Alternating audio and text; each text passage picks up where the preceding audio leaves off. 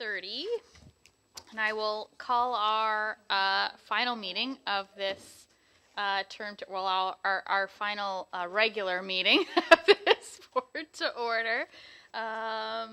In attendance, we do have everyone in attendance. We have two trustees on the phone, Trustee Olmsted and Trustee Sipcar are joining us on the phone. I'm looking to move approval of the agenda. Moved by Trustee Sartori, seconded by Trustee Leclerc. Any edits to the agenda? Chair, I believe Trustee Sipcar may have a request via phone. Okay. Trustee Sipcar, do you? Thank you. Yeah, I was going to say thank you, Trustee Leclerc. I'm just wondering if by consensus we can move item L4 to item L2. So just moving item L4 up the agenda to L2?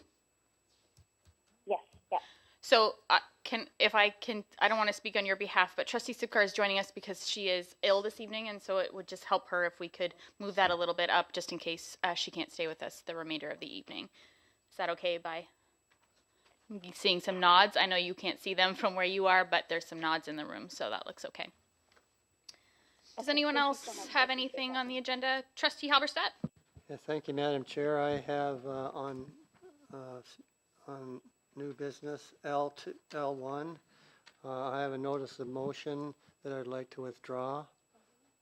And it reads that parents, guardians not be excluded from the gender, identity, and expression regulation as it pertains to no age limits for students. Since making that motion on October 18th, I have further researched the origins and implications of the regulation, and my understanding has evolved. There has been a good deal of interest in this matter, with other boards adopting similar regulations. I have learned that the matter is very complex and emotional, and significantly is embedded in the Ontario Human Rights Code. Ultimately, I know we will all share the goal of doing what is best for our students. Thank you. Thank you, Trustee Halberstadt. So L1 will be removed from the agenda. Previous L4 will become the new L1. Alan, do you want to hit your mic there? Thank you very much. So previous L4 will be the new L1. I appreciate that explanation as well, Trustee Halberstadt. I think that'll be helpful for the public as well. Thank you. So trustees, for amended agenda, we have old L4 as new L1, and we'll have L2 as Trustee Burgess's notice of motion, and L3 as Trustee Cook's notice of motion. Any other amendments to the agenda? Seeing and hearing none, all in support of the agenda as amended. Much appreciated. That passes. Can I get a motion to convene into private session? Moved by Trustee Hatfield, seconded by Trustee Leclerc. All in favor? And we're in private session.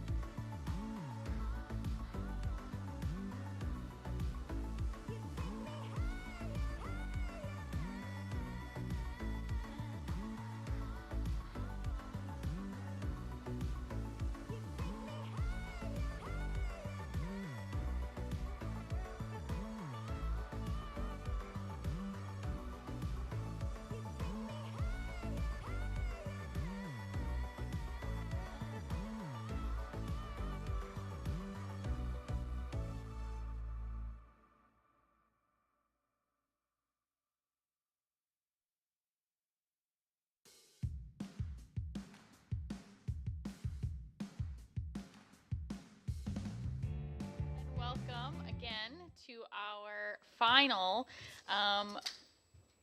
regular board meeting. Thank you of this term of trustees.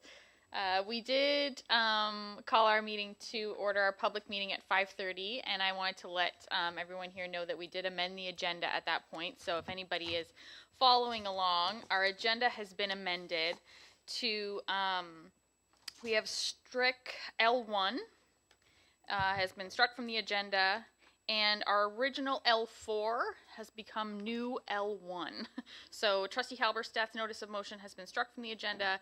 We have Trustee Burgess's motion, Trustee Cook's motion, and then Trustee Sipkar's motion first, then Trustee Burgess's, then Trustee Cook. So I wanted everybody to be able to follow along with what the board has adopted as its agenda tonight. And for trustees, the speakers list has been finalized as well. I wanted to let you know the people on the speakers list. We have Mr. Aaron Merkeston. Please do correct me when you come up here if I've butchered a name. I'm getting a thumbs up. That's great. Speaking to the gender equity regulation. Miss Lisa Bonici speaking on Trustee Halberstadt. And Melanie Cardinal, who will be speaking on old L4, current new L1. So those are the people that we will have on our speakers list this evening. Just for everyone to know, we do have everyone in attendance tonight, though we are missing, we have Trustee Olmsted and Trustee Sipkar on the phone this evening. I'll begin with our land acknowledgement, and then we'll continue on through the rest of our agenda. So we acknowledge that we are on land and surrounded by water, originally inhabited by indigenous peoples who have traveled this area since time immemorial. This territory is within the lands honored by the Wampum Treaties, agreements between the Anishinaabe, Haudenosaunee, Lenni Lenape, and allied nations to peacefully share and care for the resources around the Great Lakes. Specifically, we would like to acknowledge the presence of the Three Fires Confederacy, the Ojibwe, Odawa, Potawatomi, and the Huron-Wendat peoples. We are dedicated to honoring Indigenous history and culture while remaining committed to moving forward respectfully with all First Nations, Inuit, and Métis. Do I have any declarations of conflict of interest for in here? Seeing and hearing none. Actions of the board meeting private session. Trustee Cook.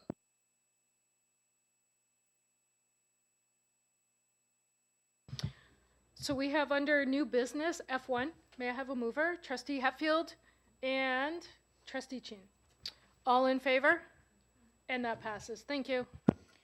Thank you very much. Going to approval of the minutes. We have our minutes from October 18th. Looking for a mover. Moved by Trustee Hatfield, seconded by Trustee Sartori. Any discussion on that? Those minutes? All in favor of those minutes? Thank you very much. And Madam Chair, on Indeed. a point of order, if I could. Indeed. Yep.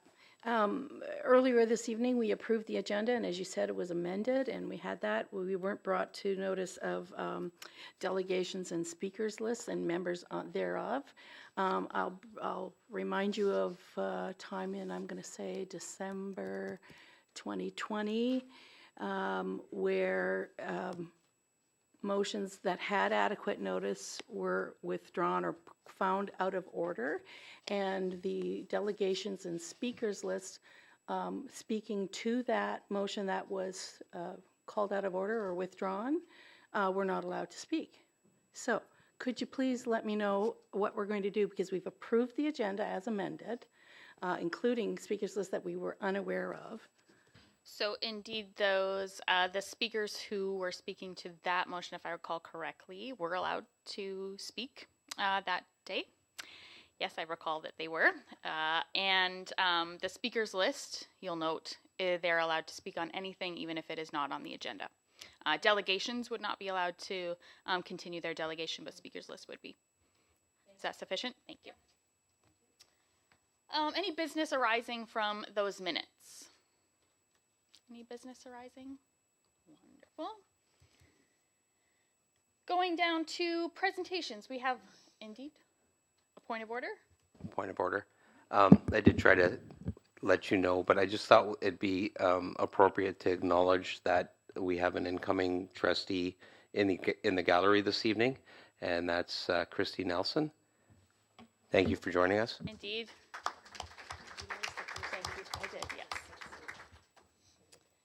So we're moving down to our presentation. Thank you very much to Trustee Leclerc, and welcome, future trustee. We have our presentation this evening. Who is starting this evening? Student Trustee Knaffer, go ahead. Thank you. Good evening, trustees, senior administration, and Director Kelly. Happy November. We would like to first acknowledge all the candidates who put their names forward for the position of school board trustee in the recent municipal elections, as well as everyone who exercised their right to vote in this very important election. Last weekend, Paige and I had the privilege of traveling to Toronto for the Ontario Student Trustee Association's fall general meeting. We heard from the Minister of Education, Stephen Lecce, on the future of education in Ontario, as well as the always inspiring words of OPSBA President Kathy Abram on the importance of school board elections and her journey as trustee. Among the highlights of the weekend, Paige and I were excited to hear from the OSTA ACO Executive Council about OSTA's plans for the school year and about the opportunities to get involved with the organization this year. Paige joined the Indigenous Relations Working Group and now will be working with the French Relations Working Group. We are looking forward to the opportunities for advocacy and for growth as student trustees provided by OSTA. Thank you to Director Kelly for supporting us to be involved with OSTA and attend conferences. And I'll pass it to Student Trustee Hawkins for the rest of our report. Thank you. And in local news, the student trustee election expression of interest form is now open. The GECDSB invites all eligible candidates to visit the board website or social medias to access the form. Any interested student who will be a full-time grade 11 or 12 student next year is welcomed and encouraged to apply. Being a student trustee has been an incredible honor over the last year and a half, as well as an exceptional opportunity for personal learning and growth. Although I will be sad to leave my position, I am optimistic and excited to see the leaders who apply and run in this year's election. We will be hosting the Student Trustee Election Information Night again this year, which is a great opportunity for candidates to learn more and ask questions about the role. We are hoping to run a combination of online and in-person sessions. More information will be coming soon. The expression of interest form will be open until January 15th, with elections happening in person in February. As well, the GECDSB Student Leadership Conference is quickly approaching. We are thrilled to invite students from every secondary school for a day of fun and learning on November 9th. Thank you to the student senators who are involved in planning and executing this event. As always, thank you to Director Kelly, Superintendent Korbach, and Michelle Marcus for your continuous support. We would like to extend a special thank you this evening to Chair Alicia Higgison for her commitment to the GECDSB over her term. Thank you for always being open to our questions and willing to help us through our terms as student trustees. Your exemplary leadership is inspiring to us as student trustees and to the community. Best of luck in your new role on Tecumseh Town Council.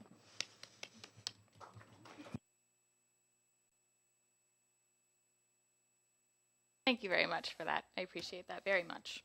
Do we have any questions for our student trustees this evening? Any questions? Wonderful. Trustees, I do have to apologize. We do have to return to actions of the board meeting private session. We did have a second motion that we do have to ratify here in public session. So Trustee Cook. So that would be on property, and that is going to be F2. Trustee Leclerc, Trustee Hatfield, all in favor? Thank you. I appreciate that reminder. Thank you very much for that. So there were no delegations. We do have our speakers list this evening. I do remind our speakers and the rest of the audience that we do have a code of conduct in this room and it will be upheld. So please, Mr. Aaron Merkeston, did I get it right? Awesome. Come on up. Mr. Merkeston is speaking on the gender equity regulation. Mr. Merkeston, you will have 5 minutes, and we will start the timer when you are ready. And following your presentation, there may be some questions of clarification from trustees.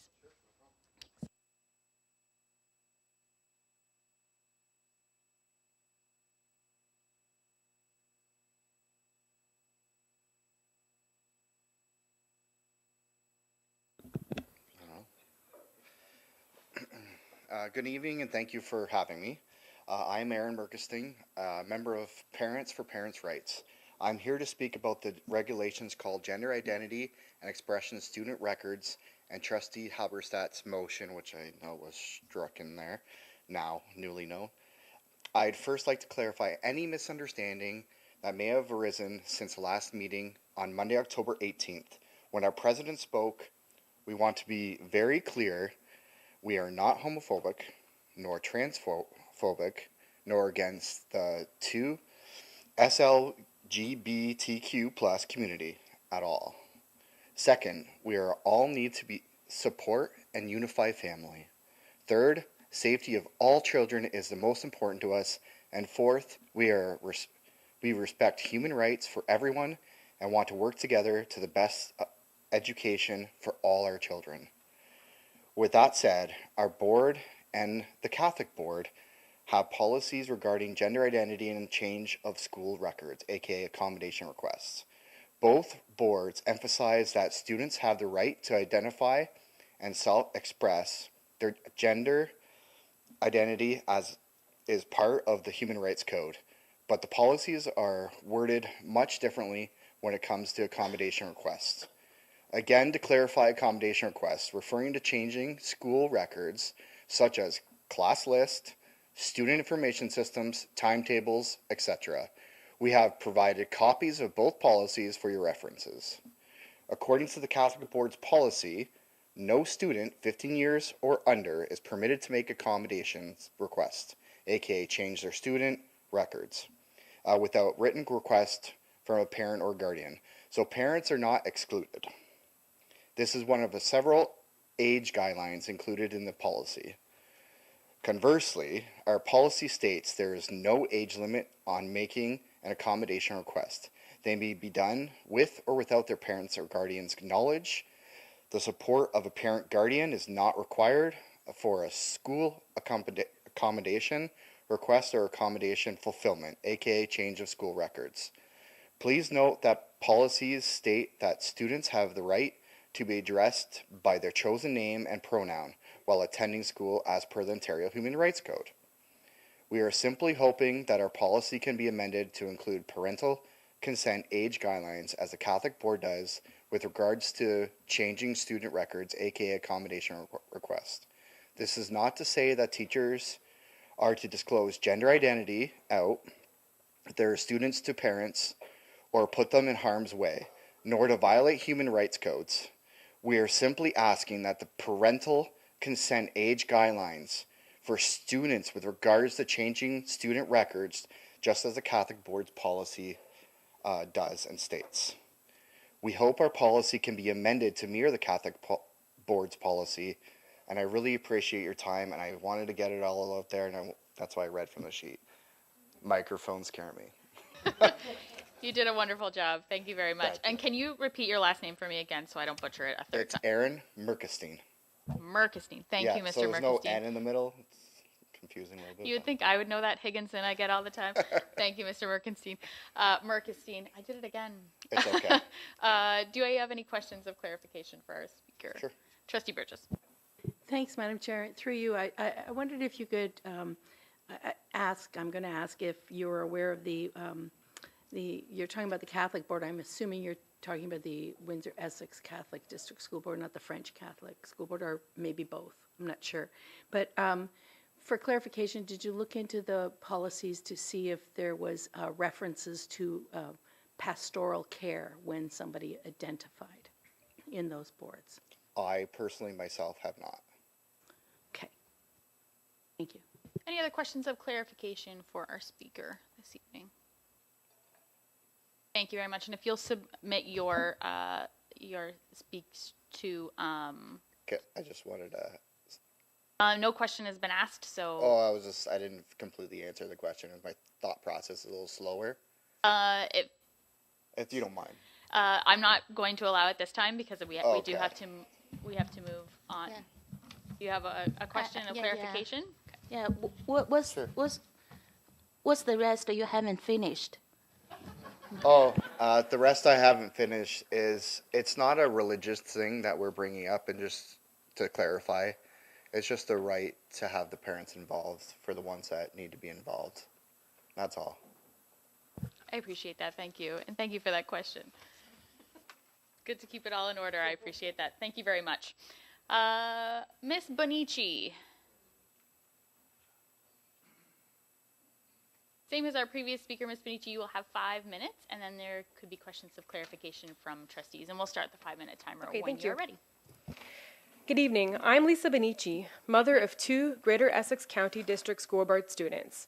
I'm here tonight to pay tribute to Trustee Alan Halberstadt, as he is retiring, and this is his last school board meeting. On behalf of many constituents, I wanted to express gratitude for all the hard work Trustee Halberstadt has done for our community over the years. As a man with integrity and values, he has built and maintained relationships with his constituents, from parents to teachers, to community members, to students. Through his dedicated leadership, he has brought our voices to the board table, and we are grateful. I want to especially thank Trustee Halberstadt for advocating for safe disinfectants in schools and for presenting motions to reduce the use of the harmful disinfectant Virex. I also want to thank all trustees for listening to our concerns and for their support. Because of these successful motions, parents, community members, and school staff are thankful that our schools are a safer place for our growing children to learn and a safer place for our staff to work. Advocating for the community is not always easy, but the courage and willingness to be transparent, to communicate, to be receptive, and to ask tough questions has enabled Mr. Halberstadt to have a successful role as trustee for many years. We wish Trustee Halberstadt all the best. Thank you.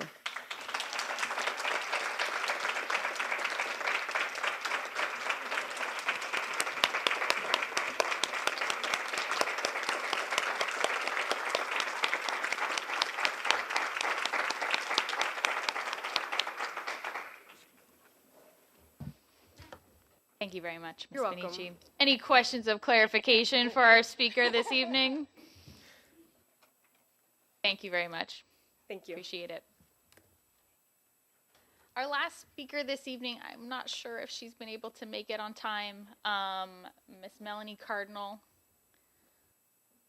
She did send a last minute and did try to make it. I hate to rush past it, but Madam Chair, if I could, can you hear me? Thank you. Yes, she had notified me that she's also a coach, and so she's at a coaches meeting tonight and was going to try to make both meetings, but was unable to. So just wanted to send her regrets on her behalf. Thank you very much, and we're sorry that she couldn't join us, but I appreciate that. Thank you. Okay, so we'll move through our agenda. Our new L1 is a notice of motion from Trustee Sipcar. It's quite long. It's in our packages. I will not read it, but I'm wondering if Trustee Sipcar would like to move it. Sure, yes, I would like to move it. Wonderful. Do we have a seconder? Trustee Leclerc. Trustee Sipcar, would you like to speak to it? Sure, thank you, Madam Chair. To my colleagues, I look to support or for your support for this motion. I did my very best to be as thorough and definitive as I could, so I hope that there's no issues with that, but I really wanted to make sure that all of the voices of the various groups were included, particularly members of our Indigenous communities as primary contributors. And asking for a report will set up our next board to have this information for them publicly available as we discuss the upcoming school calendar. So if there's any, I'm happy to take any questions from my colleagues on this, or they can direct them to administration as well. Thank you very much. Any questions from trustees? Trustee Leclerc and then Trustee Hatfield. I certainly support the report from administration. I am interested in the implications. I would love to see the National Day of Truth and Reconciliation actually be a holiday for our students. I realize that we are in the practice of having students participate in activities on those days related to National Truth and Reconciliation. However, I think we can do those activities on a lead up to the actual day and then have the students and families have the opportunity to reflect on what reconciliation means to them and their families. you know, not just those that are in the Indigenous communities, but how reconciliation impacts all of us as part of our nation. So I do support the request for a report. Thank you very much. Trustee Hatfield. Thank you, Madam Chair. So yeah, I'm not opposed to receiving the report, and I guess just to maybe jump ahead of the report a little bit, I wanted to know if we can, if the trustees can legally make a decision for a holiday during the school calendar, and because you have to have so many teaching days in a school year, like, do we have to then make up for it somehow? I just want to know how that works. Thank you. Through you, Madam Chair, and I certainly look to Superintendent Hillman, who could probably extend the thinking on this. The calendar is approved by the ministry, so that's one consideration to have, and the direction from the Deputy Minister is that that is a day of learning and teaching in schools. With respect to whether we would have to make up that day, we have no authority to declare a board holiday, a stat holiday or anything like that. Could days be rearranged around that if that day was allowed to be not a day of teaching and learning? There's possibilities. Considerations would also be the coterminous boards that we have busing with. All of those kind of considerations would have to be thought of, but I do, the direction from the ministry is that it's to be a day of teaching and learning. You have a supplemental, Trustee Hatfield? Yes, so so then those implications would be explained in the report. Would that be correct? Through you, Madam Chair, yes, they would be explained within that. Within the report? Okay, and then also within the report, I'd like to know if you could also touch on the implications of, you know, what happens when the day falls on a Saturday or Sunday. And so that wouldn't be to answer tonight, I guess, but the implications that you were talking about that you would explain in the report, as well as I would like to know about the opportunities for teaching students about the significance of the day and about all the, you know, why we have a National Day of Truth and Reconciliation. And I want to know how those teaching moments would be incorporated into the scheme of things, because I think a lot takes place on that day. So if students aren't in school that day, I don't want to miss those learning teaching opportunities. So I'm just asking if you could include all that in the report. We certainly could do that, and through you, Madam Chair, if Superintendent Howitt wants to comment further, we do more, I think, than just that day for certain, but we do provide materials to our teachers so that they can discuss in classrooms, but of course this would be something that we should be discussing more than just on that day. Superintendent Howitt. Thank you for the question, and through you, Madam Chair, the goal of the district is, of course, to move beyond the performative with any of the work that we do in the area of justice, inclusion, equity, diversity, accessibility. It's about meaningful work. And so when it comes to acknowledging the sovereign rights of Indigenous people and learning about the people, culture, and history, it is not just an event, which would be performative. And so we engage in working, we've gotten better at this. In the spring, we start the process of sharing with people, and then immediately in the fall, information is provided so that there is engagement with the work along the way. In fact, today, information went out about Treaty Week to continue that work.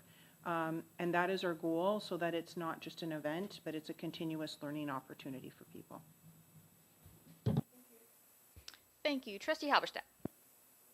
Thank you. Yeah, I'm just questioning this motion, which will give our schools another holiday, and I'm just wondering, what about the parents of these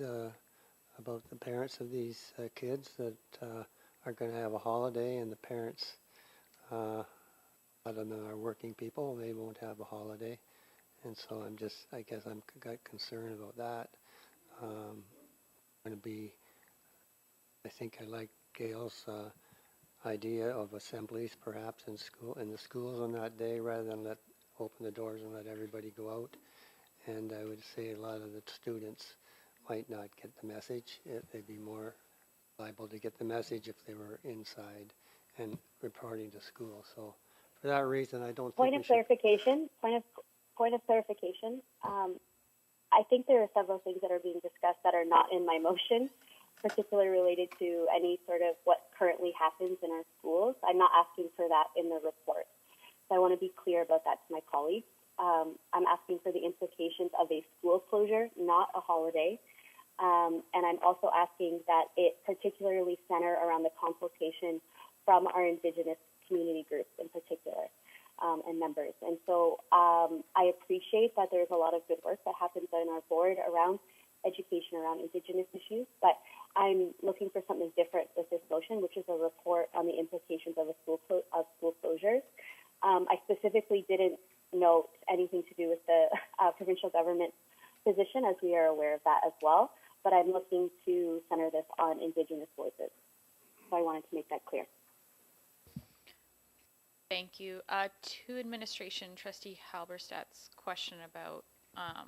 Yeah, I mean, if this report could have some kind of comment on what I was talking about, if the students are, the doors are closed to our schools, and the students are out playing or whatever, there's nothing that says they have to learn about Indigenous matters. And I'm just wondering, and I think it puts a lot of private sector people at a disadvantage. They had to find out how to take care, who's going to take care of my kids on this day. Is that going to be part of the study or the report? Director Kelly? Yeah, if I could, I think what Trustee Sipkar is saying, that this would just be a PA day, would be for example, could be a holiday within our calendar, and so there have to be a certain number of instructional days within our school calendar, so we couldn't violate that in any way, or our calendar wouldn't be approved. The issue of child care for parents is a consideration for any day that is a board holiday. Trustee Chin, and then Trustee Burgess. Thank you, Madam Chair. Regarding about this, I fully understand the intention, good intention of the motion, but I still feel that we have a better way to remembrance. And I believe in the schools, they have a lot of good instructions and activities to remember those history and to learn from that.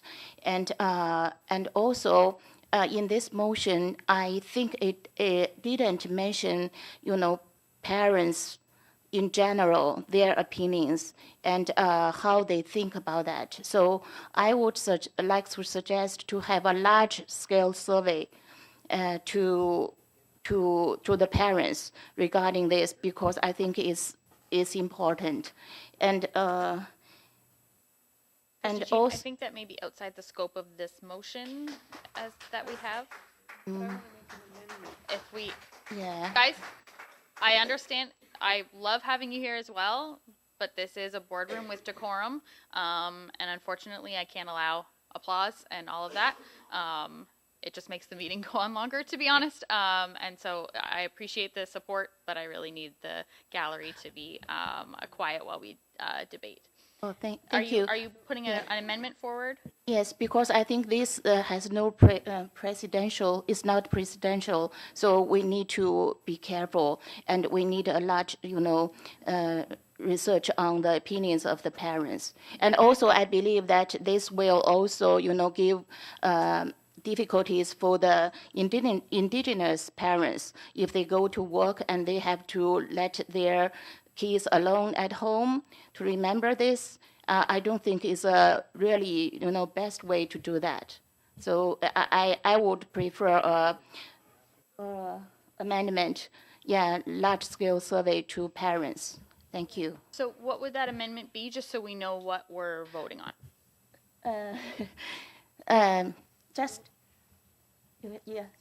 Yeah, including the large-scale survey to the parents Can I in make the a point of board, order? across the board. A point of order is in order. Thank you. I don't think we need to drill deep down into all these various issues. If we just look at the notice of motion, it's about a report about the implications. Everything everybody's mentioned so far is a potential implication. I am confident that our administration is quite capable of understanding what all those implications are.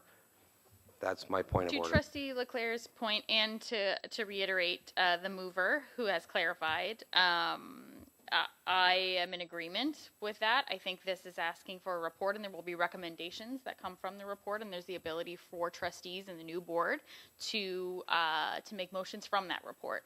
I think these are more things that would come out of those discussions, and they're, to the mover's point, a little out of scope for this particular notice of motion that's in front of us now. Those sorts of things would come from this report. Having a survey before the report has been approved is a little premature, I think, and it's a little bit putting the cart before the horse, before we have approved any of this.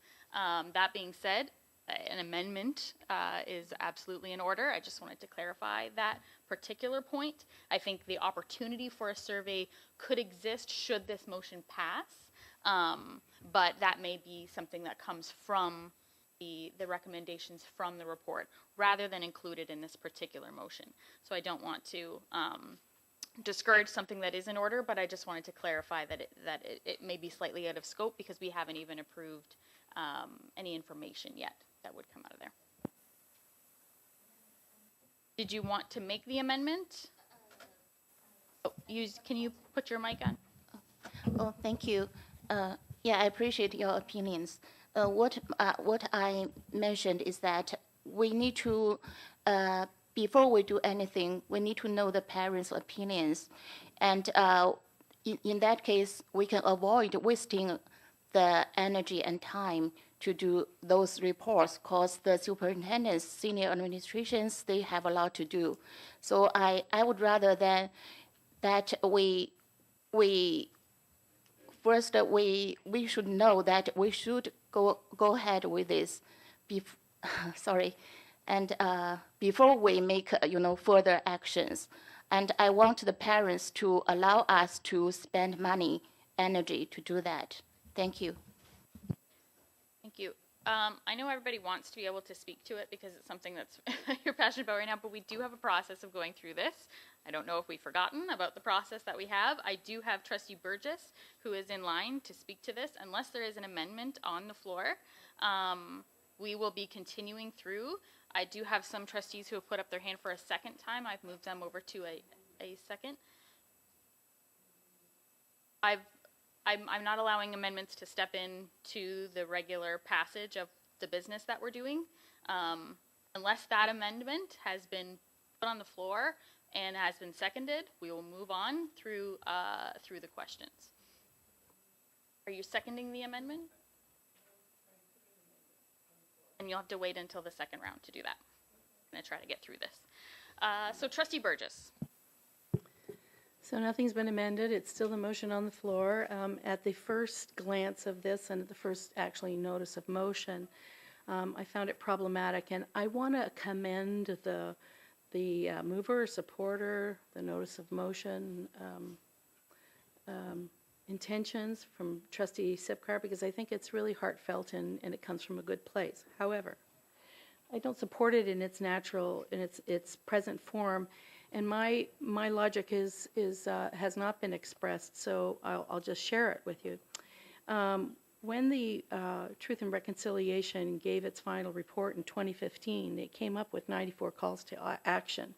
And I think the second paragraph there refers to something, and I think there's supposed to be an S on the end of call, but the report will also include a Canada-wide account of the Truth and Reconciliation calls. I think that's supposed to be plural, about basically the progress.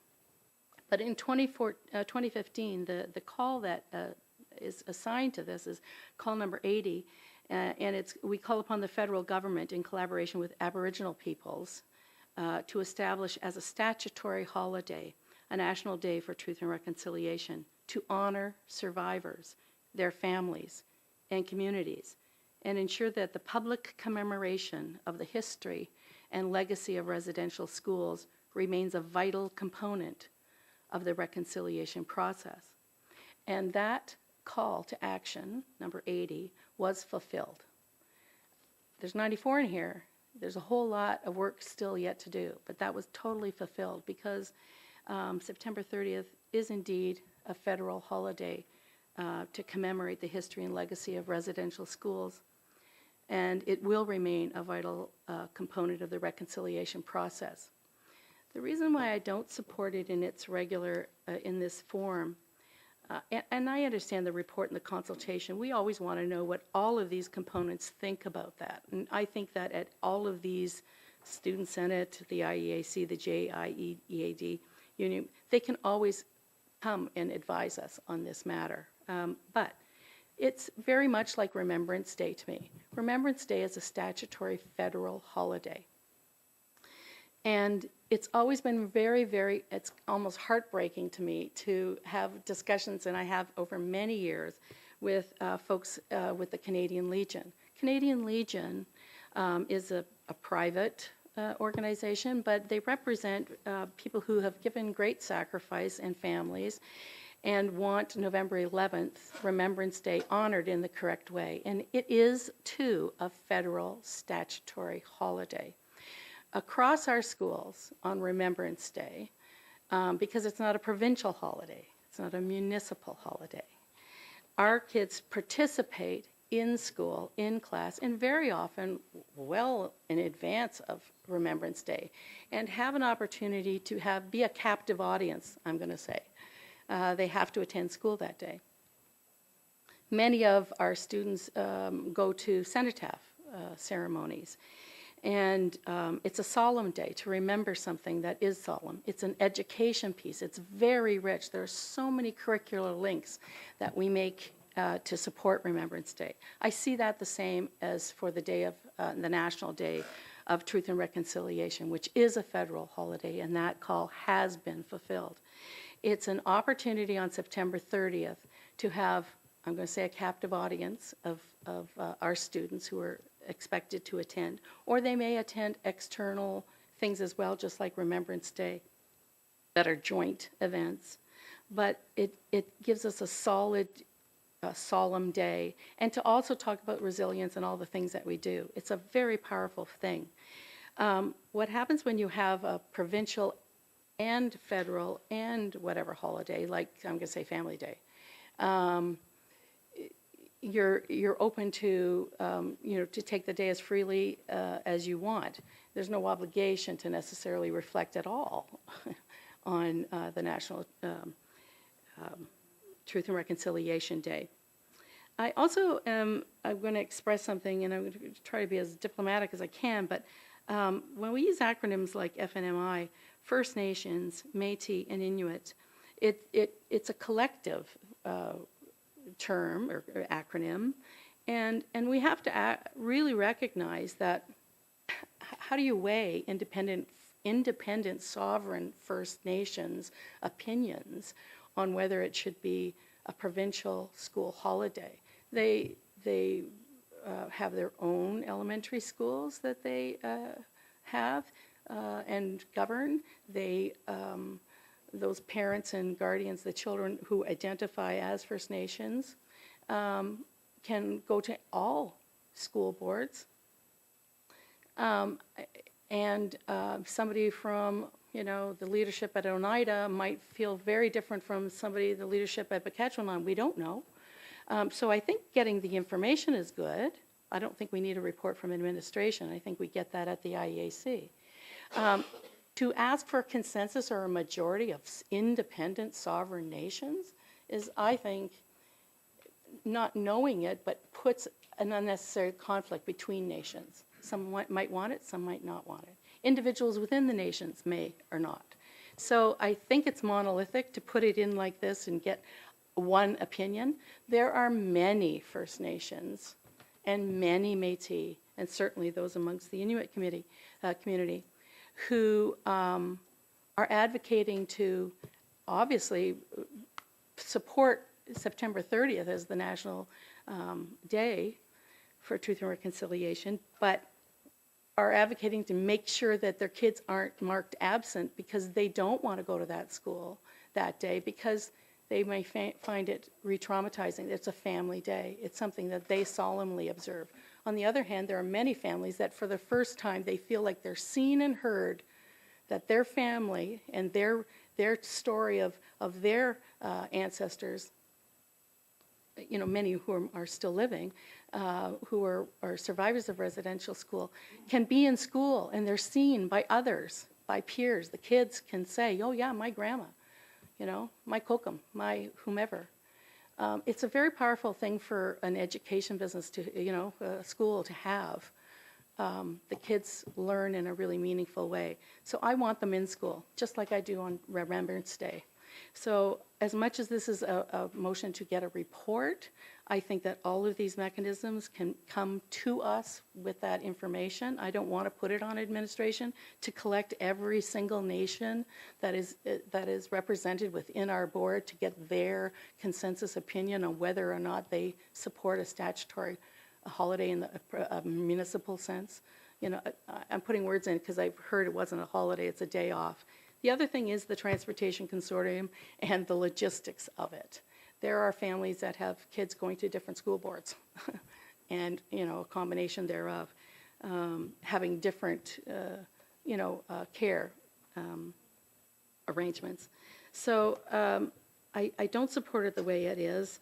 I do want to have a question, though, of administration, that if there are members who self-identify as First Nations or Métis, and there's no consensus in the Métis Nation as well, that Métis Nation is almost like First Nations in that there's a disparate amount of views within Métis Nations. The question would be, I want assurance that if it just remains as a federal statutory holiday, which is what I would prefer, because I've listened very intently to Indigenous community, that parents and guardians and caregivers, children in care, whomever, who don't want to participate on that day are not marked absent. If I could, through you, Madam Chair. Thank you for the question, Trustee Burgess. They are not marked absent during that day if they choose not to attend. And for clarification, is that just identified students or any student? Any student, right?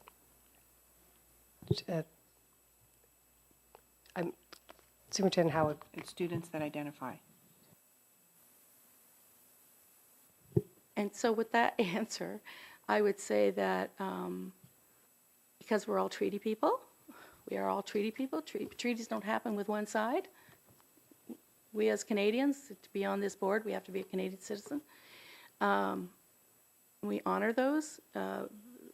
So as treaty people, if you are a parent that wants to withdraw their child because that might be traumatizing, I would say we extend that to others who may want to be absent for the day without it being marked absent as allies, as treaty people.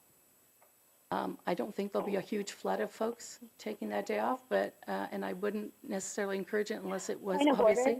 Point of order. This is not in line with debating the motion. This is a separate conversation. Thank you for that. Yes. Okay, I didn't hear. So it's a point of order that this is off the motion. Okay. Well, it's important for me to how the day is recognized, and I think it has to be recognized as a federal holiday and one where it isn't provincial municipal so that the kids are still in school to learn about it. So with that, I would be asking for a report for something that I wouldn't necessarily be moved to change. And it's not with regret, but I find it very hard to share that because it sounds like I'm not supportive of the idea of the solemnity of, I think, what the motion is trying to get. Thank you. Thank you. So on first questions, Trustee Sartori. Thank you. I am going to support the motion. The motion is asking that the next board receive a report on the implications of closing schools to observe September 30th as the National Day of Truth and Reconciliation. The motion on the floor is not asking us to make a decision tonight on whether or not to close schools. I think it is, it precedes a potential, follow-up discussion among the next board as to whether to close schools on that day. And I think this report will help inform that because I'm listening to all of the, trustees speak tonight, and I think that every single one of you has made some very good points, and I think that also means that, and they are somewhat conflictual, and so I think that means that we don't know the answer tonight, and that if we receive a report, that can help inform that follow-up discussion. So I will be supporting the motion. Thank you. Any other first questions before I go to second questions? Trustee Hatfield. Thank you, Madam Chair. So my first round of questioning, I was talking about the implications of the report. I'm sticking to that. I'm not getting into what I think after we get the report, but I'm supporting the notion that we should get a report. However, I think it should be a local report based on local consultation, because we're not advocating on behalf of all the schools in the province of Ontario. We're talking about our own school board. So I think, and getting to the point that Trustee Cheen made, I would like to make an amendment to include in the list of who we're going to consult with, I would like to include GECPIC in the list. So my amendment would be to include GECPIC and to remove provincial Indigenous groups so that it remains local. So it says local and provincial Indigenous groups, and I think that our concern should primarily be local. And then when we see the report based on local consultation, if we think we need to go further outside of the local area, we can do that. But I don't want administration to have to go locally, provincially, and now nationally, and at some point globally, maybe by the second part of this motion, and then it not go anywhere afterwards. So I think we need to confine it to local, and then when we see what that says, then we may decide that we need to go further. So, I think I would have to make my amendments. I think I would have. There's just going on an amendment right now to the motion. Yeah. So I would have to do my amendments. So I think separately because they're different things. So I don't want to lose GECPIC because somebody else doesn't like my amendment on the provincial consultation. So my first amendment is that the consultation include GECPIC on the list. And where would that go? So that consultation and comment from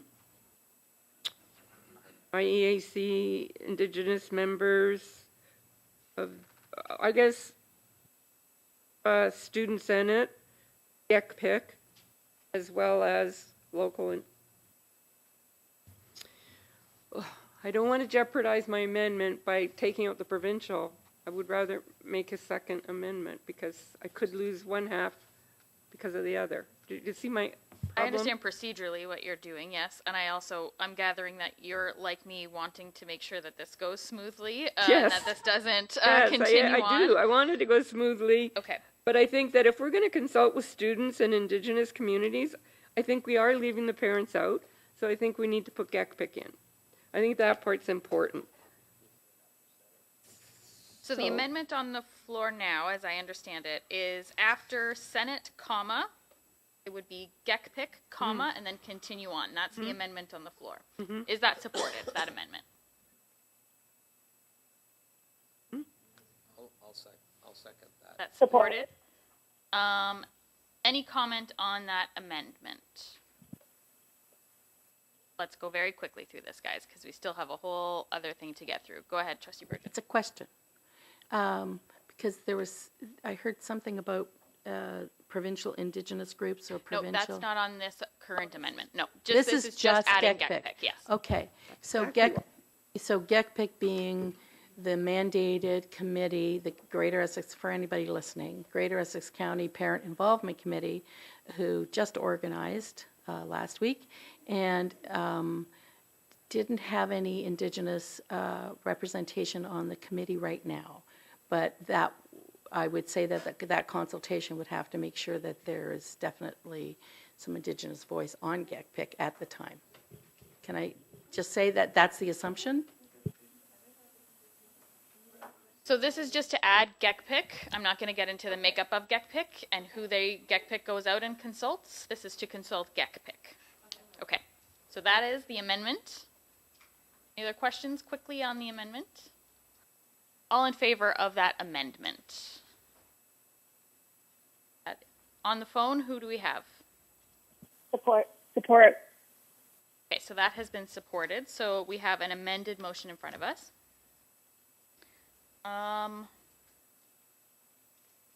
Trustee Leclerc was next. Nope. So we are going outside of the bylaws now. Just so we're all. Yes. Okay. So go ahead, Trustee Hatfield. Thank you. So again, I like the idea of doing the report, but I want to keep the focus local. And at any point afterwards, we could expand that if we see the direction that the report is taking us in. So in the first paragraph, I would like to strike the word provincial. So the second last sentence, you've got GECPIC as well as local and provincial Indigenous groups. So that my amendment would read as well as local Indigenous groups. So that's been moved and seconded on that amendment. Question on that amendment, Trustee Burgess. Thank you, because my original question was, what is a provincial Indigenous group? And I was thinking maybe Chiefs of Ontario or something, because Métis Nation of Ontario. I couldn't understand that.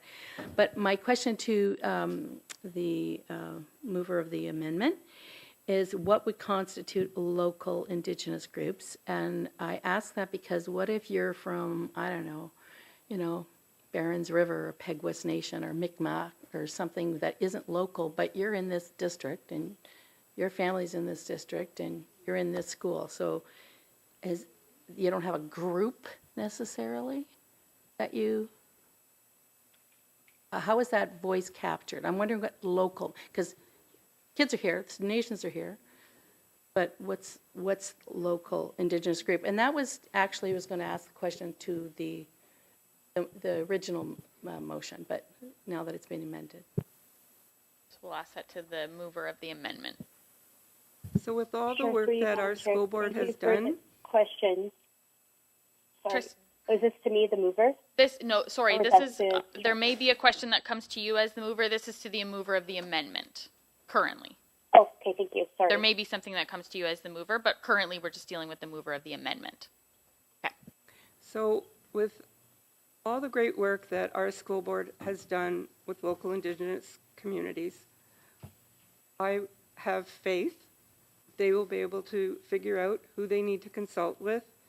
And I don't think that the purpose of this report is to drill down. I think the purpose of the report is to explain to us some of the implications if we were to close schools that day. And the motion is asking for some consultation with some local groups. And I'm not the mover of the motion. I'm not going to get into defining, because I think then we could get into defining absolutely everything in the motion. And I don't think that's practical. And I think that our administration knows well enough who they need to consult with locally. So that wouldn't prevent me from supporting the motion by not defining it. Okay, on the amendment, Trustee Cheen.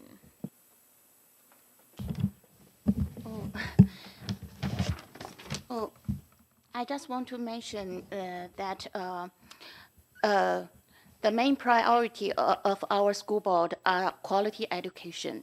And after this pandemic, and we all know. Is this, sorry, I really don't mean to cut you off. We do need to stay right on track. Is this on the amendment to remove the word provincial from the motion? Yeah, kind of related. Is Yeah. it kind of related or is it related? It's related. To remove the word provincial? Yeah, I doubt our board has the capability to make such decision without an presidential decision and disregard of the quality of education, and we all know the gap This of is the not, study. sorry, I don't mean to cut you off. I really don't. This is not on the removing the word provincial. Maybe after this, I will speak. Thank you. Thank you. I'll put your name on the second list of, yeah. So on this amendment to remove the word provincial, or the two words and provincial, I'm going to call the question. Madam Chair, I have a... Yep, go ahead, Trustee make a quick Sipkar. comment. Yep. Thank you. I won't be supporting that amendment, but I appreciate the mover's intention. My intention was actually with this motion is to go beyond just what our local communities do and have a better picture, both across the province, but also in the second paragraph where it's more so captured about what other observance practices there are. The reason why I use the term provincial Indigenous groups, and you could substitute a number of words in there, is so that it doesn't get too bound to just our local school district geography, so that we are able to understand different positions across the province as well. Noting Trustee Burgess's comment that it's not a homogenous group, there isn't consensus, but I think it's important that we understand the differences there. So I won't be supporting that removal. However, I don't think it changes the overall motion too much. But I just wanted to make it clear that why I included that to begin with. Thank you very much. So I'm going to call the question on that amendment to remove the words and provincial. All in support of that amendment. So that's 3, 4, 5. Does that pass? No. Do we have it? Sorry, I need the people on the phone to let me know. Opposed. Opposed. So that amendment fails. Thank you. Madam Chair, can we call the question? There's a motion to call the question on the amended motion, as amended, with the word GECPIC in there. We are calling the question on the main motion as amended to include the word GECPIC. So there's been a recorded vote requested. A recorded vote has been requested. Okay. Nope, it's just a recorded vote. So we're calling the question on the calling a recorded vote. Point of order. Yes. I just want to make sure that we're all on the same page because we've had inconsistent practice. Is this just one person can say call the question, or is this please take a poll Let's take to a motion, see yes. whether we do So the end motion debate and motion call on the the question? floor is to call the question. Is it seconded? Seconded. All in support. No debate. That's been supported. So we're calling the question. I appreciate that clarification on procedure. My last day, I'm still learning stuff. Okay. So I will call the question. I will do a roll call. I'm going to begin with the people on the phone, and then we will continue to go around the room. Trustee Olmsted. Support. Trustee Sipkar. Support.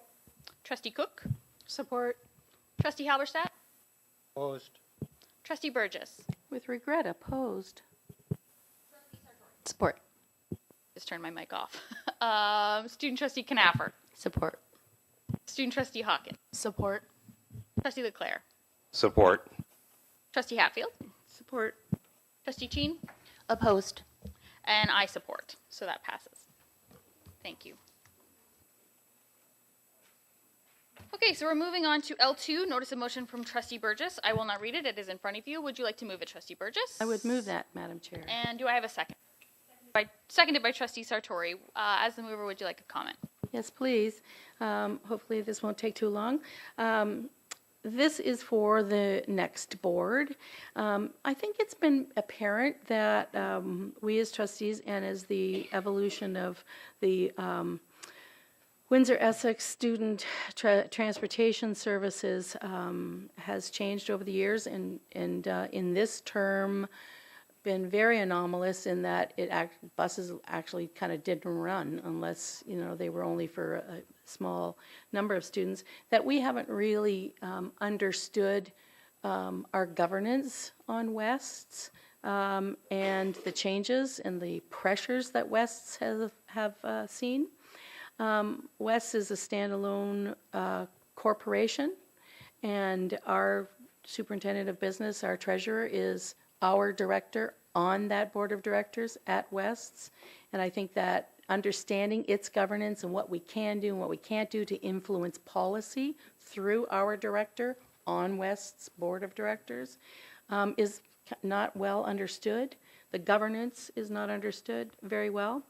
If you go to the website, you don't really get anybody in the public facing kind of thing of West. You don't really understand that. So often we get questions that, are boundary issues or exceptions or, courtesy rights or even the appeal process of it are not understood, and it's kind of hard.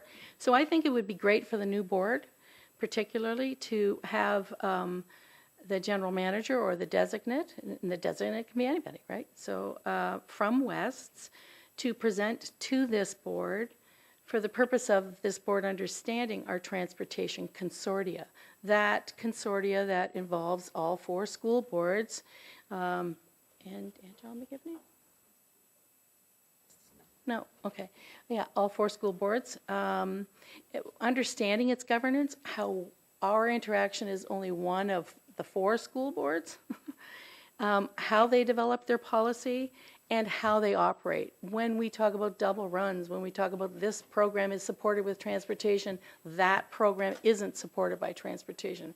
Why is French immersion get buses, and why does somebody at, wants to go to WCCA or East or whatever doesn't get transportation? That kind of thing. We don't have a real good understanding of that, its implications to Greater Essex. So for this next board, I think that sometime during their during the first part, let's say first 6 months, would be a good thing for the orientation. How we pay for it versus others in the consortia, that kind of thing. So I hope you can support it. It's just for them to come and present. They're an external organization. We can't force them, but this would basically ask them in a formal way, please come and present. Thank you. Thank you. I have Trustee Sartori, Trustee Leclerc, and then I have a few others. So go ahead, Trustee. Thank you. Yep, I support the motion. I think West is an important partner. I guess to the board, I think partner is the best way to describe it. I think transportation is a key issue for the board. I think we have talked about transportation a number of times, especially in recent meetings. So I think that a report or a presentation, I should say, is in order, and who better to present that than the general manager. I think that having a presentation in public session as well will help inform the public about the consortia, and assist with understanding how decisions are made.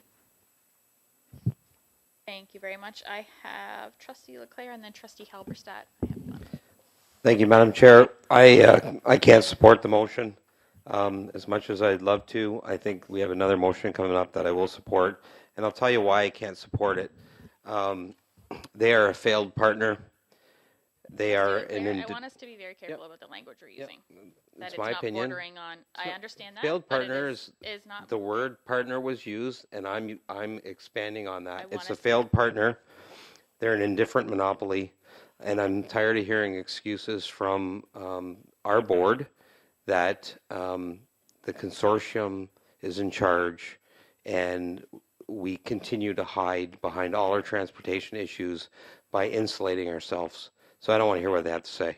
I want to strike an ad hoc committee with the other boards and fix our transportation issues. That's my position. Thank you. I appreciate that. I want us to be very careful that we are not putting our board at risk I want us to be careful that we are not. Thank you. Trustee Halberstadt and then Trustee Hatfield. Thank you, Madam Chair. Yeah, I'm on board with Trustee Leclerc. I don't think we need this first motion. I don't know which came first and which came second, but Trustee Cook's motion pretty well would cover it, I think, and otherwise we're just overlapping stuff. We're doing some ponderous stuff here before making simple decisions. This is going to be another one. So I would not support this motion. Trustee Hatfield. Thank you, Madam Chair. So I think the presentation would be helpful if they agree to come, but I would like to see a timeline in the motion, especially because I think it could, if we do strike an ad hoc committee, I think the presentation would be beneficial to the work of the ad hoc committee. So I would like to see this presentation happen sooner as opposed to later. So I'm wondering if we could ask the West if they would be agreeable to making a presentation to us at the board meeting in January or February. And I don't know if we could make that a friendly amendment or... Is that an amendment? There are no friendly amendments. It's No just an friendly amendment. amendments tonight. Okay. All right. Okay, that's my amendment. So that we ask if they would be available for the January or February board meeting to make a presentation. So that is the amendment on the floor. Does that have support? Has support? Do you want to discuss that amendment? Please, dear God. To the amendment, go ahead. I think I said sooner rather than later as part of new trustee orientation that I think it's important for the new board coming in to understand what it is. That would be its purpose. So I fully support having a deadline. I just didn't name the month. I don't want to put them in a box. If it's March, I would still like to hear it. So what was that amendment again? Pardon me. Can you put your mic on? Sorry. That I would ask that we request if they are available to present at our January or February board meeting. Okay, so the amendment is request if they are available to present at the January or February board meeting. All in support of that amendment. And that passes. So we have an amended motion.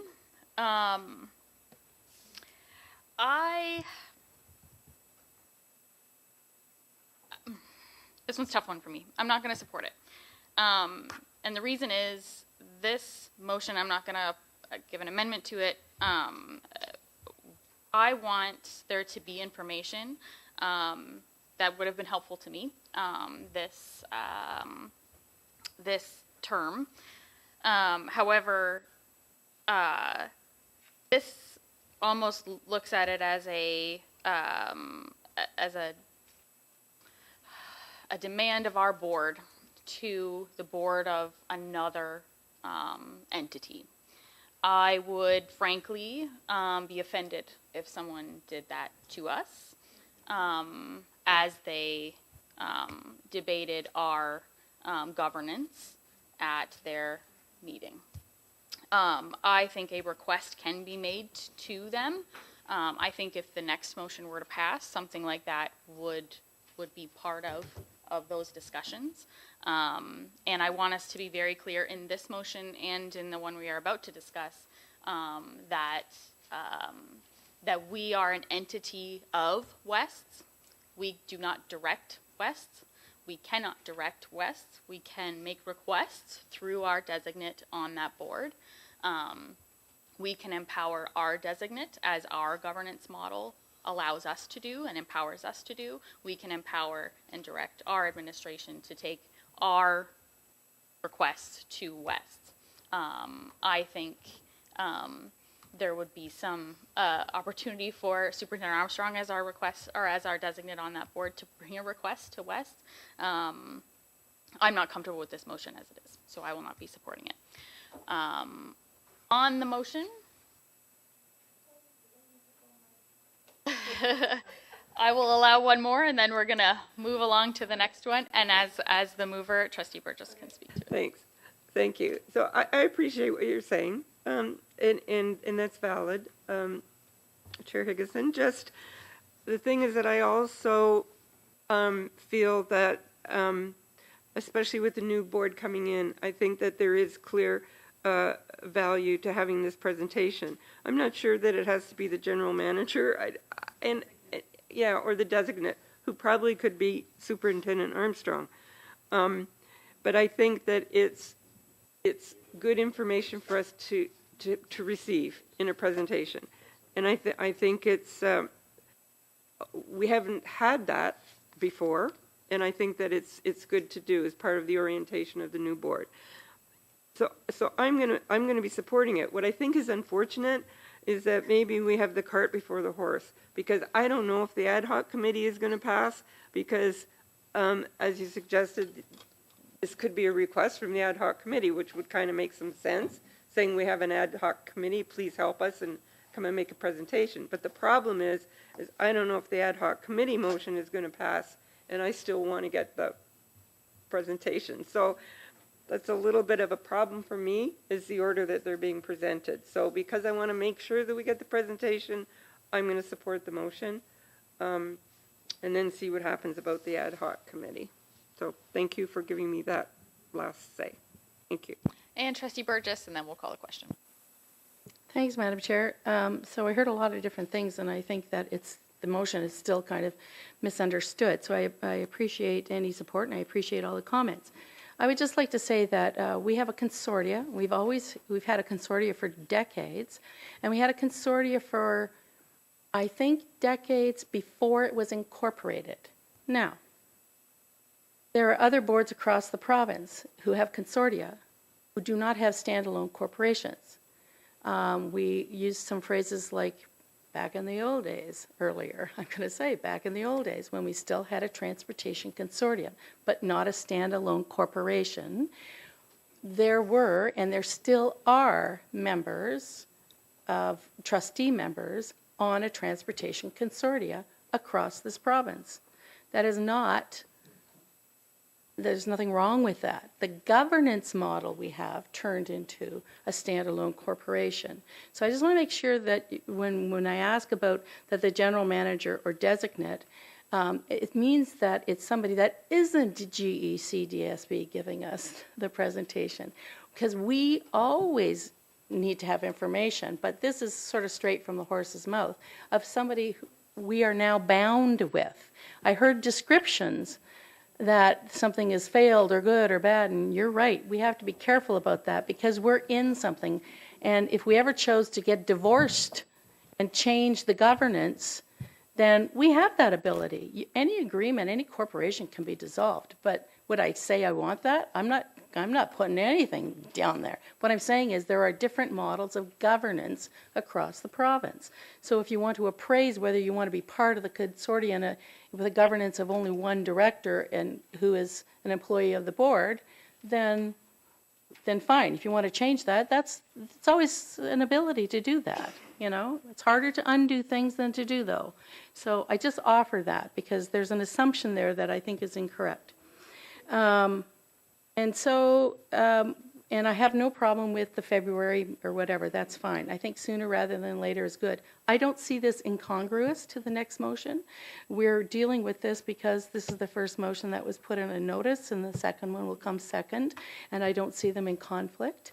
I think that we're in the education business and that the more we are educated as governors, the better it is. So to have somebody come from a corporation that we are already bound with, independent of us, not GECDSB, but somebody from the Corporation West, to come and say, and this is how we do this, and this is how we do this, and how much we meet together, and how we vote, and what policy implications there are, and your vote is weighted in a different weight, that kind of thing. To get that information, I think is very powerful for new trustees to have. And I'm glad that there's a deadline or a request, to have somebody come in sooner rather than later. I think it's going to be valuable to hear from them. So I would look for your support. Think about it as something that will empower and help new trustees coming in to understand something that takes a big chunk of our budget and a lot of complaints and boundary things and all kinds of stuff. So it's good to know. So please reconsider, if you don't want to support it, why you wouldn't want to be educated on something. Thank you.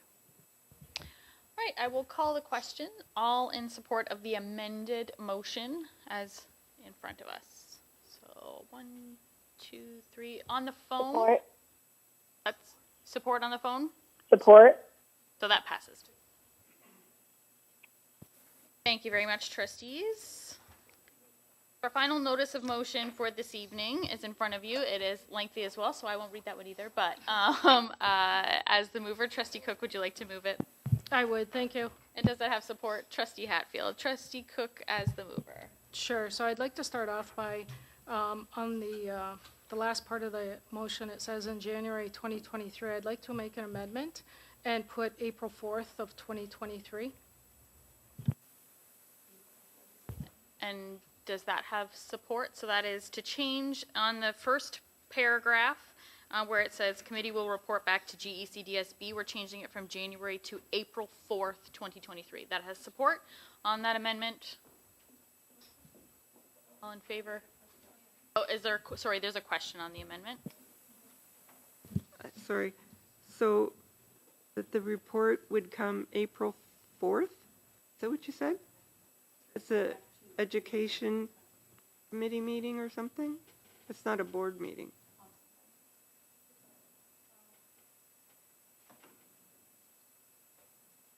So April, just April 2023. Is that okay with the supporter? So it's April, the amendment is April 2023. I appreciate that.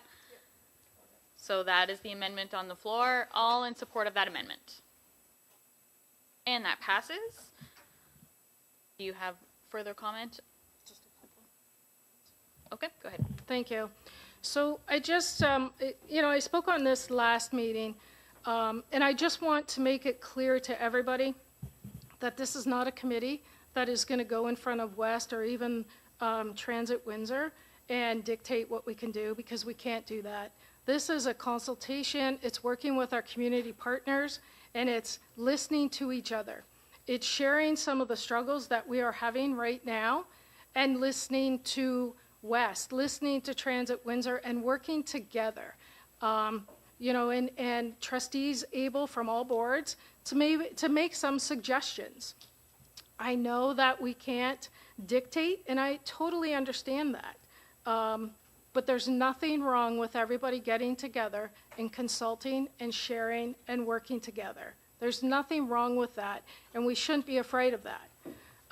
There are a lot of concerns with transportation. I've been told, it's been said last couple meetings, that public education is a right.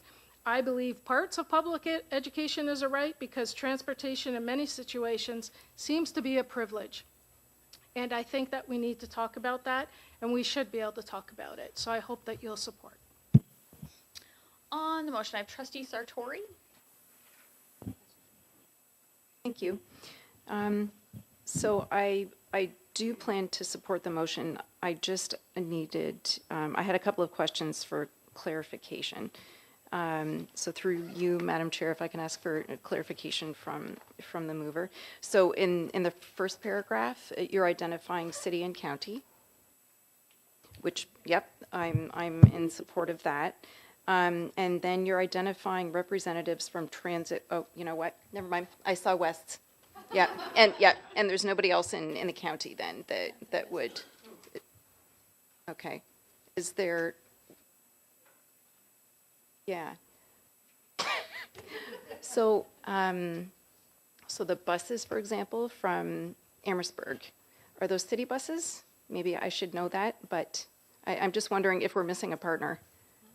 I don't believe you are. It would be Wes that would coordinate the transportation, also along with Transit Windsor that does have some routes in the county. Like, for example, LaSalle would be an example, as well as in the city. Okay, thank you. And then I had another question. I can ask it in second round. Yeah. I'll put you in the second round. Student trustee Hawkins. Thank you. I'm very happy with this motion. I just do have one concern in the members who are represented on this committee, and could that include a student representative?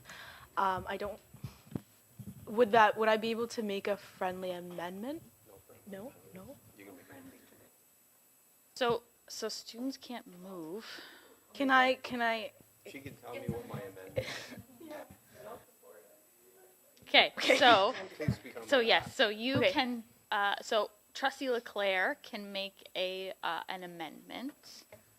If you would like to suggest an amendment to Trustee Leclerc. So I will suggest the amendment to Trustee Leclerc that the motion reads: members would include superintendents from each board, 2 trustees from each board, a student representative from each board, and representatives from Transit Windsor and West. That's what I said. That's been moved and supported on that amendment. All in support of the amendment. Great. Thank you very much, Student Trustee Hawkins. Well, Trustee Leclerc through Student Trustee Hawkins, or the other way around. I appreciate that. So I have Trustee Burgess and Trustee Sipcar for first question. Thank you, Madam Chair, and I'm going to be suggesting, I have questions, and I'm going to suggest an amendment as well. I'm in support of the motion because I think the intent is there, and we're going to be learning more about it in the new board. I have a concern about asking superintendents to attend and being in the ad hoc. I think that you need superintendents or designate, somebody from administration.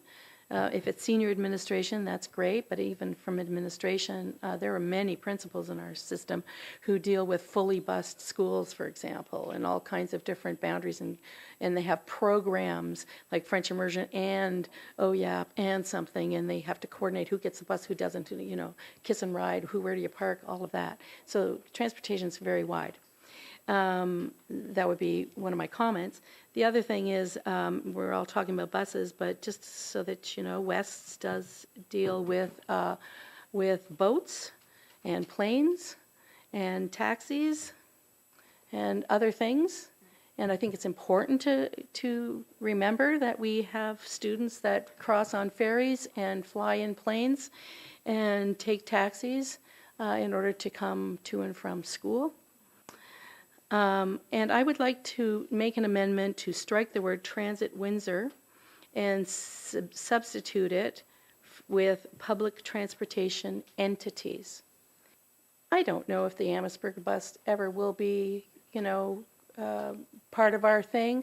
I don't know if the Leamington bus will ever be part of our thing, but there are public transportation systems out in the county that do travel to Windsor and do service many students, mostly at St. Clair College and the university, but there's a possibility. So I really think that since we deal with 9 municipalities, one of whom does use the ferries and the planes, all of them use a taxi, and at least 3 that I know of have public transportation available that does go to the city. I'd like to offer that. So to strike the word Transit Windsor and substitute it with public transportation entities. And I'm just noticing that West is there, but it's West with an S. That's just a little typo. So that is an amendment on the floor. Is it supported? Supported. Do we have any comments on that? Just Transit Windsor provides the transportation in Amherstburg and LaSalle, so Transit Windsor is still appropriate. Tecumseh Transit is not a city of Windsor, so just as an aside, so I appreciate that. Any questions or comments on the amendment? Seeing none, all in favor of that amendment? And that passes. So we have an amended motion in front of us. I have Trustee Sipcar, and then I have Trustee Sartori, Trustee Burgess, would you like a second? Okay. And you. First, before a second question, I have Trustee Chin. Just 1 second, Trustee Chin, actually. I have Trustee Sipkar who has a question. I want to Trustee Chin, just hold on 1 sec. I have Trustee Sipkar who has a question before you. Thank you, through you, Madam Chair. I guess this is a question, well, it could be to the mover, but it also could be to administration. And I'm just looking at, I am looking to support the motion, but I wanted to understand a little bit more around the outcomes of this ad hoc committee. Knowing what we know, that we don't have unilateral decision-making over West, and this would actually be an invitation for all these representatives from each board to sit on this committee and discuss. I'm looking to better understand what will be the outcomes of sharing struggles and ideas, because we then have to take those ideas back to, is it our board, is it to our administration operationally, and then bring that to West. So I'm just looking for some kind of direction, maybe both from the mover and from administration as to how they see the outcomes of this ad hoc committee playing out. Thanks. So to the mover first. Thank you. Thank you for that question, Trustee Sipkar. So my hope is that first we can all sit at the table and listen to each other and learn.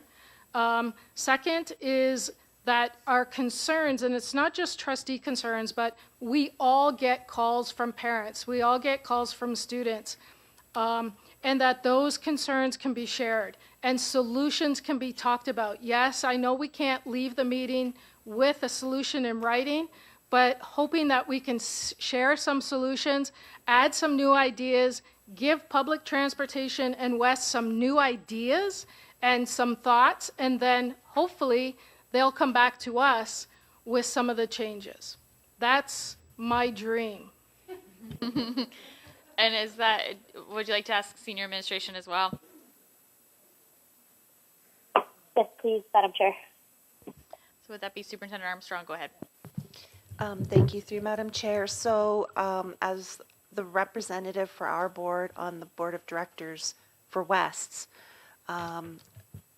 each board member gets one equal vote. So just to clarify, even though our ridership may be 60% of all of the riders of West, we're just one vote out of 4. So it takes 3 votes to pass anything at the board of directors. So certainly I'm always more than happy to bring forward any issues and concerns as you ask me to do so, and I will certainly advocate, but at the same time I'm just one vote out of 4. So that's the way that structure is developed.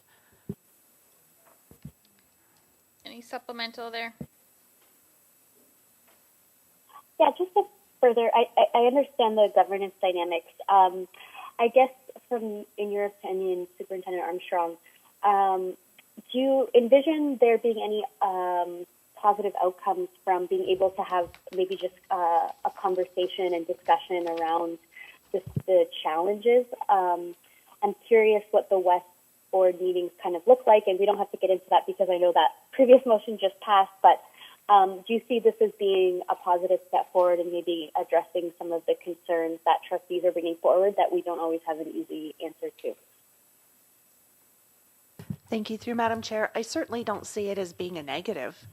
I think, I get the calls just like you get calls. The Transportation Consortium also gets calls. Principals gets calls. I mean, there's lots of challenges there. So certainly I think having an opportunity to discuss them is an important step in reviewing the challenges. At the same time, and nobody likes to hear this, we also have to work within funding parameters and budgeting constraints, and the ministry is looking for efficient transportation consortia as well. So there's a number of factors that go into it, but I don't want to say that not having a conversation and bringing these issues forward is fruitless, because I don't believe that's the case. I think it's important to share those ideas and concerns. Thank you. So on first questions, I have Trustee Chin and Olmsted, and then we'll move to second questions. So go ahead, Trustee Chin. This motion, I found that we are the members of the committee, we didn't consider about parents, because the parents and students are the final, the entity that we served, and in the why we exclude their participations. Is that to the mover? So we're not excluding parents. Were there advocators? Were there ones that have listened and received those calls? And we're not excluding students, and that's why we're going to have a student representative. And I'll take this one moment to apologize. I should have included you from the beginning. So we're not excluding, we're the advocators. Can we add parents' representatives in this motion? Is that an amendment? Yes. And what would the amendment read? Members would include superintendents from each board, 2 trustees from each board, and each board parents representatives from each board, and the rest. Does that have support? No, it does not have support. So we're back to the amended motion, and I have Trustee Olmsted. Thank you. Through you, Madam Chair. I will be supporting this motion. I really am happy to see it on the agenda this evening. I think it will be very valuable to the new Board of Trustees to better understand issues faced by those students and families with regards to transportation. And I really like the fact that equity is at the heart of this motion. And I think that everything that we decide as a board and the new Board of Trustees will decide should always be through the lens of equity. And equity truly is at stake here. There are students who are prevented from certain programs at schools or certain classes at schools because they do not have transportation. And there's undue hardships on certain families. And I think an ad hoc committee like this will bring issues to light from parents and students alike. My only concern is that it does say that there will be 2 trustees from each board. And I know that the issues would vary widely between a city and county trustee in terms of who they hear from and the issues that they might hear from transportation, because transportation on a concession road, for instance, without a shoulder, with large ditches on either side, are going to vary widely in terms of transportation within the city. So my only concern is that when choosing the trustees, that perhaps the trustee could be a city trustee as well as a county trustee, so that there is a true voice of all students in our board coming to the table. Thank you, Trustee Olmsted. Is that an amendment or just a suggestion on the makeup of the committee? It would be a suggestion, a strongly advised suggestion, because there are many, many calls that as county trustees do receive, and I think it would be very valuable to have a county and city trustee sitting at that table. Appreciate that. Thank you very much. Trustee Sartori. Thank you. My second question is around, and I think it's to administration. How confident do we feel that we can compel members from other boards and trustees to attend this committee? And then I have a follow-up. I may have a follow-up for the mover, depending on the answer. Superintendent Armstrong, through you, Madam Chair, could you answer that? I know you're on the group and you may have some insight into that. Thank you, through you, Madam Chair. We do have a board meeting coming up this week, so certainly I'll bring the motions forward that, if they've passed, to the Board of Directors. I don't think that we can compel any trustee to participate in this. And I'm not sure, I have to check, I don't know if the French English would have 2 trustees in the area. So, I mean, we'd have to look into that as well. Thank you. Thank you. So then my question is to Trustee Cook. If this composition cannot be reached, do you have any concerns about the outcome of the committee, or how, or can you anticipate any way that it would potentially impact the outcome? Well, Superintendent Armstrong might not be able to compel. I'm very compelling. I don't have a concern. We're putting the invite out there, and if they want to participate, awesome. If they don't, we're still going to do our work and do our best, and that's what we're going to do moving forward. Appreciate that. I can put you in the queue for a second question, but we're going to try to hunker through this meeting. Trustee Burgess. Thanks, Madam Chair. I have another amendment because I think that, again, just saying superintendents is too prescriptive. Getting superintendents from each board, again, the superintendent from French Public Board, for example, that might be problematic, or whatever, unless there's an electronic, way of facilitating or something. So what I would like to do is offer an amendment would include superintendents or administrative designate. So that motion is on the floor. So after the word superintendents, comma, or administrative designate from each board.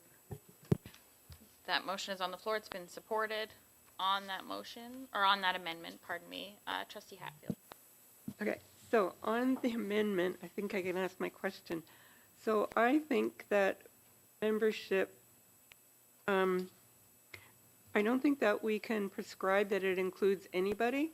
I think we should be inviting, not stating that members would include.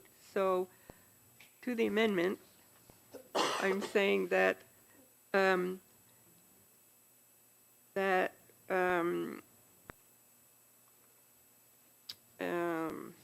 sorry, I'm just brain dead. So something about the ad hoc committee would invite the following to be a member of this ad hoc committee. Somehow we need to get that in there, the concept that, and maybe Trustee Cook can figure that out for me, because I'm just, the words aren't coming to me. But I can support that amendment if we're inviting and not stating.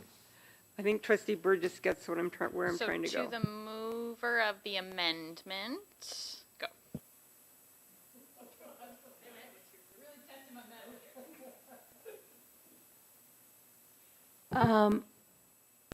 So who's the mover?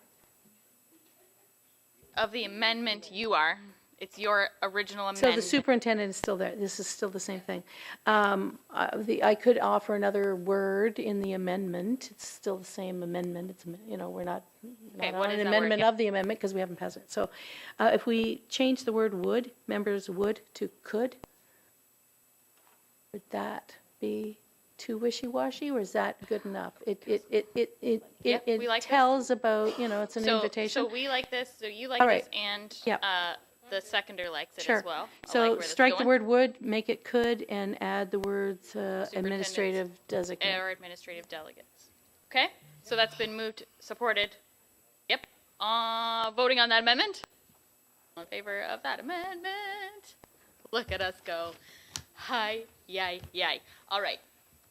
Trustee Hatfield, was that your question? Yeah, like that. Strike that off. We're going to call the question on this very heavily amended motion. Does anyone need the motion with its amendments read out? Are we clear on those? Did I make it clear as muddy water? All right, so we are calling the question on the amended motion in front of us. All in favor? Thank you very much, and that passes. Get through that, guys.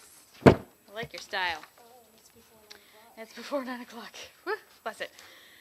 All right, so we are on to reports to be received. Report of the Director of Education. All right. My pleasure through you, Madam Chair. Let's talk about some students. We've completed 2 months of school this year, and while I don't want to jinx it, there's certainly a familiar rhythm to things once again. One of the highlights of the school year so far for me was the wonderful celebration of opening that we recently held for the new James L. Dunn Public School. We had a great turnout from the school as well as from the broader community. There were so many people to thank, including this fine group of student ambassadors. Is this moving on? Okay. who were a big help all evening, and to our many guest speakers, which included Irene Moore Davis from the Black Historical Society. At the first of the month, I had the pleasure of attending an event at William Davis Public School to announce the new joint use agreement between our board and the City of Windsor. This will allow our students to make use of city parks near their schools during school hours. October is a time when we celebrate and encourage healthy eating. One of the big vehicles to promote this is the Great Big Crunch, which was enjoyed at a number of our schools, with students getting nice crunchy apples and symbolically all biting down at the same time. It's always great to see, and in this case here, our high schools being a presence in their feeder elementary schools. Recently, the band from Sandwich Secondary School put on a little concert for the students at Bellwood Public School. And of course, the seasons are visibly changing, which can lead to some fun time outside, like during any breaks from instruction at DM Eagle in Tecumseh, where the kids can play in the leaves. Some firefighters from Windsor Fire and Rescue showed up at the Glenwood Public School, not for an emergency, but for the school's readathon. To promote fire safety, the officers chose No Dragons at Tea as their selection. Our board wellness teacher, Jody Nolan, is still making her rounds, promoting mental health among our students. These students from Gore Hill Public School really seem to have mindfulness well in hand. And we continue to do all that we can to improve reading and writing, especially in foundational primary grades. One of the great tools we have is Lexia, which continues to generate success for hundreds of students. And math remains a top priority, with some seasonal themes thrown in for flavor, like counting the seeds in your pumpkin. And everyone was eager to celebrate on October 31st. The staff at Anderton looked sharp as a box of crayons, and the snack helpers at Herman Elementary came dressed appropriately as snacks. Thank you very much.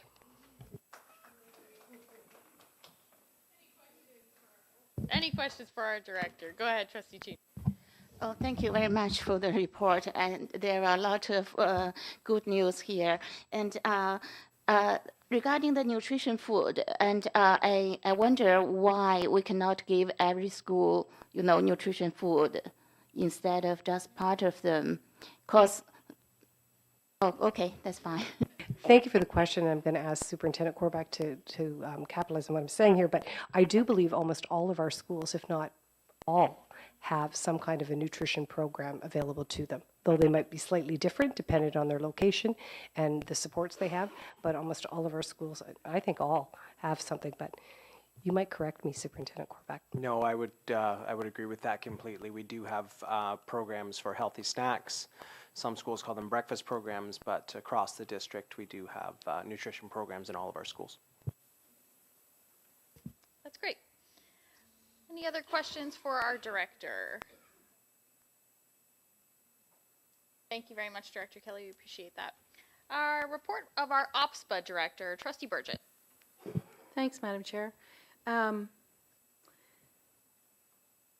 Week and a half, I guess, from now, November 18th, there is going to be a policy development work group meeting jointly with the education policy work group as well at OPSBA. It'll be the first one in person for a long time. We're looking forward to getting together. Our agenda is pretty full, and I found it interesting. Not only will we have, the election of the chair and the vice chairs, because it's a brand new committee. We were just re-elected in June to that till the next AGM. We also will be discussing student trustees moving and seconding motions. We will have a municipal election postmortem looking at statistics, who voted where, what the turnout was, how OPSBA's campaign to get more candidates coming forward, how that happened. We're going to be looking at our core issue work groups. That's the education and policy, much like our education and ops and finance, similar kind of, issues related. The group membership structure, and that arises, of course, from our long project of Project Compass, and it's an action item that we're following up on. We're going to be meeting with the parliamentary assistants Patrice Barnes and Matthew Ray, and we're looking forward to that too, because at least I know Patrice was a former trustee, and they are parliamentary assistants, both of them, to the Minister of Education, and we're going to find out what our new relationship is with them in order to advocate at Queen's Park, which is basically just down the road from the OPSBA office. And then we're going to have some, pretty full discussion about a lot of things. Then, Board of Directors meeting for OPSBA happens on November 27th. That's a Sunday. And we'll be there for our Board of Directors meeting. OPSBA is having the Board of Directors meeting on the Sunday, followed by some in-depth preparation for Advocacy Day. Advocacy Day is an annual thing that OPSBA has committed to go down to Queen's Park and meet with our local MPPs. So anybody who's there from each district school board will be meeting with, in our case, 4 MPPs. We'll have prioritized discussions with that, but then it's an opportunity again to bring direct local urgent items or pressing items to the notice of the MPPs directly. And that's something that MPPs do on an ongoing basis with many different groups, but that will happen on the Monday on November 28th. So the prep and the Board of Directors on the Sunday and the Advocacy Day on the 28th. I think it's no news that part of my report should be that the Government of Ontario, and specifically the Minister of Education, has entered into quite a different way of collective bargaining. And today, starting at 5 a.m. On the legislative floor, discussions started happening, and the notwithstanding clause in the Constitution, the Charter rather, is being invoked. It's a majority government, so unless there's breaking ranks, things are going to be enacted. QP it's well known. This is usually discussed in private, and OPSBA will continue to update its members in a private and confidential manner because we still are at the table and we respect that. However, everything that has happened up to this point in giving a notice to bargain, notice to, that there's an ability to strike, that's all been in order. Nothing's been out of order right till today. The only thing that's different is that the Ontario government has entered into this passage of a bill that will essentially invoke the notwithstanding clause and operate despite human rights. And that's a big leap from our regular collective bargaining process. And to say we're dismayed is it's very hard. But even in our meetings that we're going to have at the education program and policy development, we will not be speaking with the MPPs on labor matters. Because we've designated who we speak to about that, and it's in private. So there's real tension around this. I can say overwhelmingly that district school boards are dismayed that we're at that point, and that this is the way that we're going. I haven't spoken with any of my colleagues, and I have not spoken with, what will be the new board after November 15th. But it's very important. I will need to get the tenor of the elected folks and the administrative folks, on this in order to speak at the November 17th meeting, even amongst ourselves in an informal way, not with the MPPs. But it's pretty dire. Absolutely. Absolutely. Any questions of our OPSBA director? Thank you. So for the incoming board, this recording will be on YouTube, and so hopefully there will be some discussion on that with you as you carry that voice to those meetings. So thank you very much for your work. It is now time for my last chair's report. It's a bit bittersweet to be giving my last chair's report as a GECDSB trustee, though it is my honor to begin with celebrating a few of my outgoing colleagues. Throughout her 8 years as a trustee with the Greater Essex County District School Board, Trustee Jessica Sartori has brought a keen eye for evidence-based decision-making and a focus on the future of how students get a voice in their own achievement and well-being. Trustee Sartori has connected not only best practice, rigor, and research to discussions we have around this table, but has indeed connected this room to the community and to students outside these walls that are affected by our decisions. We began this term with Trustee Sartori as chairperson of this incoming Board of Trustees, half of us brand new to this space. And I believe I can speak for all of us that the impact of that trajectory has been felt in our work throughout these 4 years. Her impact will, of course, gratefully, still be felt in this community as she continues her CEO role with John McGivney Children's Center. So please join me in congratulating Trustee Sartori on her remarkable 8 years of service with the GECDSB and in service of public education.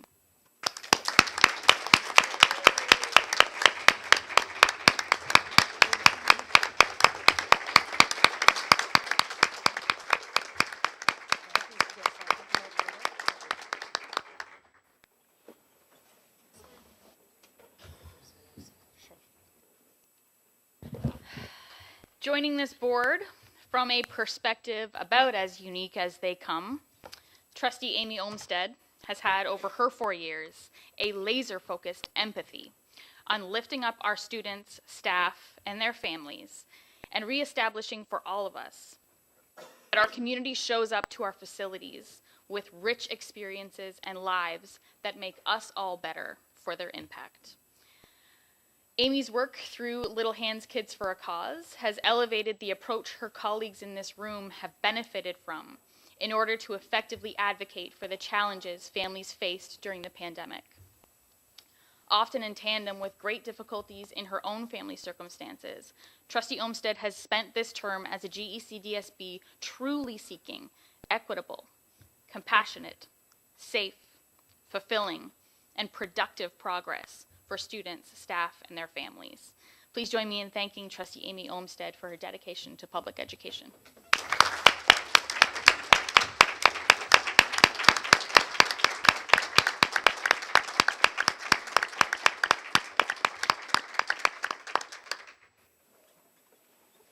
We miss you.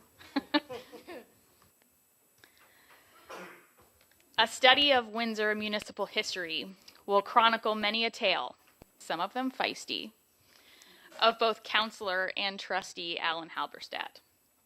His 34 years, give it a second to let that sink in, 34 years of tough governance experience, 17 on city council and 17 here as a trustee with the GECDSB, have benefited us and those who have come before us.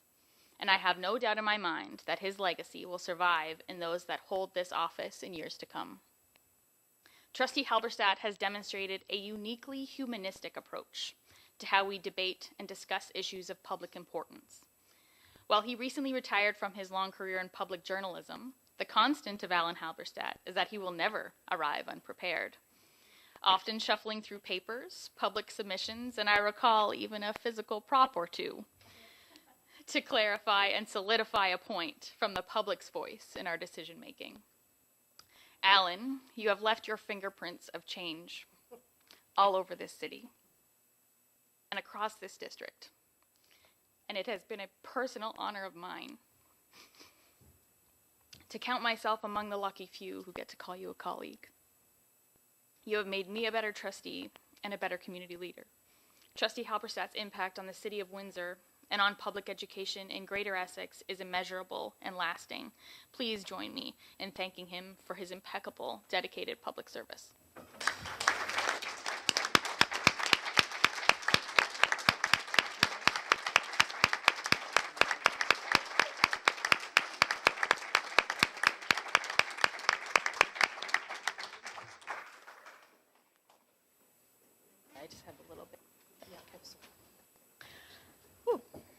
Public education is the gift we all give to our own future. I recall 4 years ago having many discussions on doorsteps with folks explaining that even if they had no kids in the system themselves, their own social, emotional, and economic futures were dependent on selecting excellent stewards of a strong public education. I want to acknowledge our senior administrators who range the spectrum of years of institutional knowledge and some brand new voices, who have provided us with the expertise and recommendations we need to guide this system through some of its greatest challenges. When I look back and try to handpick some of my favorite memories, it's the strategic planning days that always bubble to the surface as a top 5. It felt immense to consider a future during uncertainty. And yet, we have a set of strategic priorities and a set of relationships that I'm incredibly proud of. Thank you for your work, your dedication, your heart, and your continued passion for public education. Speaking of dedication, we here at Greater Essex can thank Director Kelly for her years of service. And I don't think it's a stretch to say across the province, the impact of her leadership is felt as well.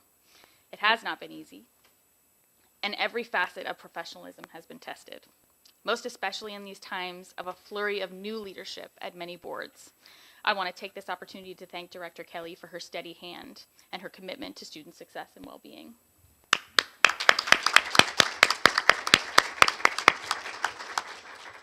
To our dedicated staff across the system, I'd like to acknowledge your dedication as both a chairperson and as a parent. Sending my own daughters off to their schools, however those classrooms were set up, has always been a constant of reliability because of you. When our kids need a trusted adult to show them how to trust the world, it's leaders across every inch of our facilities that remind them of all that is possible in their lives. I thank you for the way you inspired me to show up every day just as you have, with professionalism, with compassion, with new ideas and hearts that bend toward justice and equity and belief that our kids deserve a strong public education. Thank you. This group of trustees with me here has endured leadership under constraints unlike any other. We began our 4 years in a bit of turbulence, and we wrap it up here tonight under similar circumstances.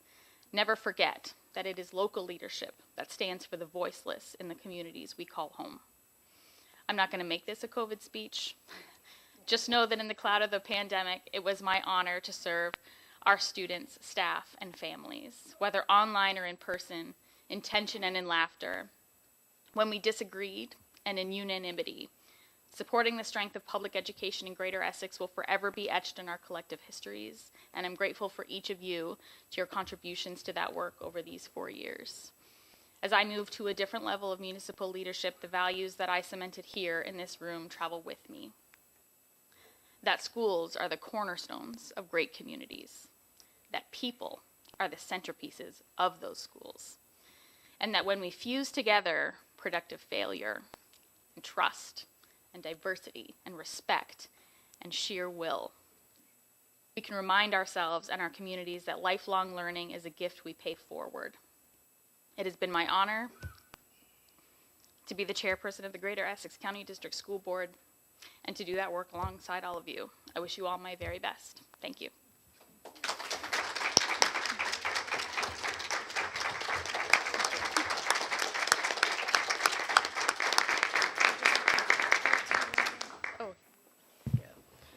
So I just want to say a couple words about our chair. They're going to be nice. A demanding and often difficult but not disappointing 4 years has come to an end. In many ways, of course, it was a very satisfying term. We as a board, I believe, have honorably fulfilled our responsibilities as trustees. To do that, we had to overcome obstacles, and any achievement feels more rewarding with a triumph over adversity. As well, it has been my pleasure to serve my first term with Alicia Higgison. We will miss her common sense and judgment. That will now be an asset to Tecumseh Town Council. For 2 years now, I have sat beside her at board meetings as vice chair, and though we may not have always agreed, I have admired her leadership as chair of our Board of Trustees. Thank you, Alicia, for your contribution to our board, to students and their families, and to public education in Windsor and Essex County.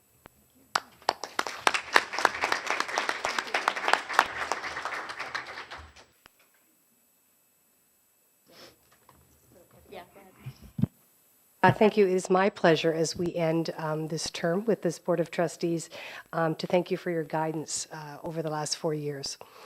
As noted, we have a lot of people, a number of us people leaving tonight, but I want to thank you for your commitment to public service and for the leadership that you've provided, particularly to me as the Director of Education. To Trustee Olmsted, I hope you can hear me. Your insights and your passion for all students is going to be missed. You've asked great questions, and your kindness and always thoughtful nature has been so appreciated. You've left a mark on Greater Essex, and we wish you the very best.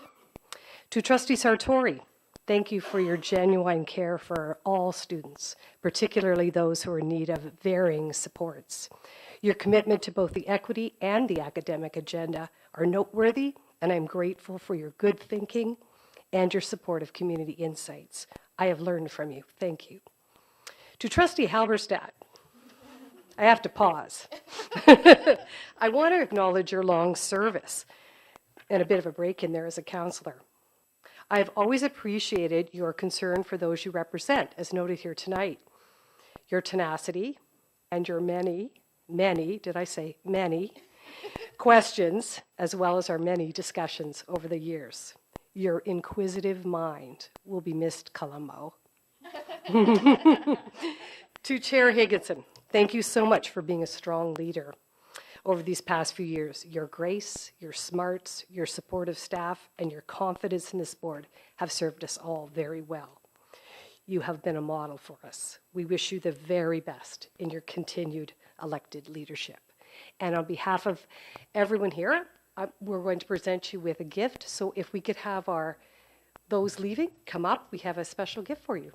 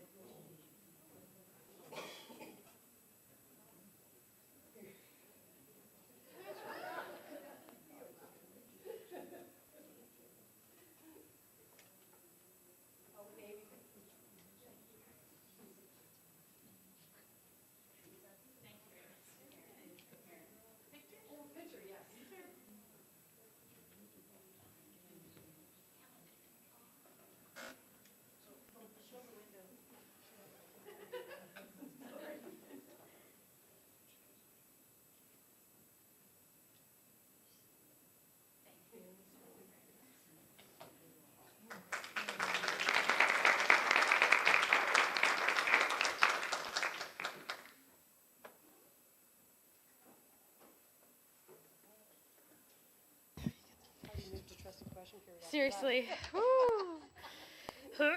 Thank you all very much. Well, we are going to continue through our agenda here to trustee question period. Do we have any questions from trustees? I have Trustee Leclerc and Trustee Hatfield. I got to get back to work here. Thank you, Madam Chair, and it does seem kind of odd to shift to serious questions now, but nevertheless. So I received a call earlier this week, and it was regarding the survey that we're conducting for policing, seeking community input. The person who reached out to me was an IT specialist and also had children in our board, and he was quite concerned about the quality control that we have on the survey. There's nothing that prohibits, as he put it, from and these are his words, not mine, a Russian bot from answering the survey. There's no controls to ensure that the people that are answering the survey are from our community.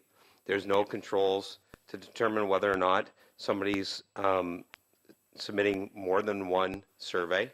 There's no controls to determine whether or not the person answering the questions are from our school community.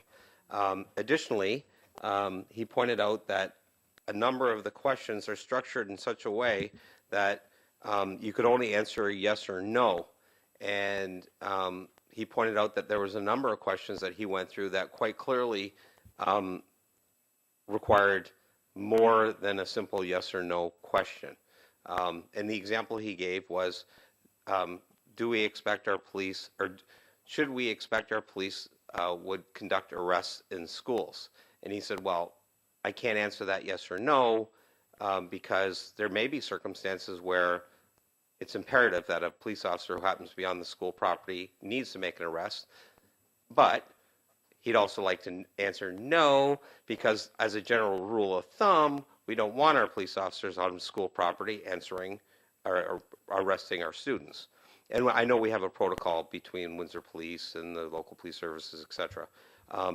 But I guess my question, and I don't know if anybody can answer that tonight, is how are we going to really analyze the results of the survey, knowing that it has so many vulnerabilities within the structure of that survey? How do we sort the wheat from the chaff, I guess? That's my question. Superintendent Corbach? Thank you for the question, and through you, Madam Chair.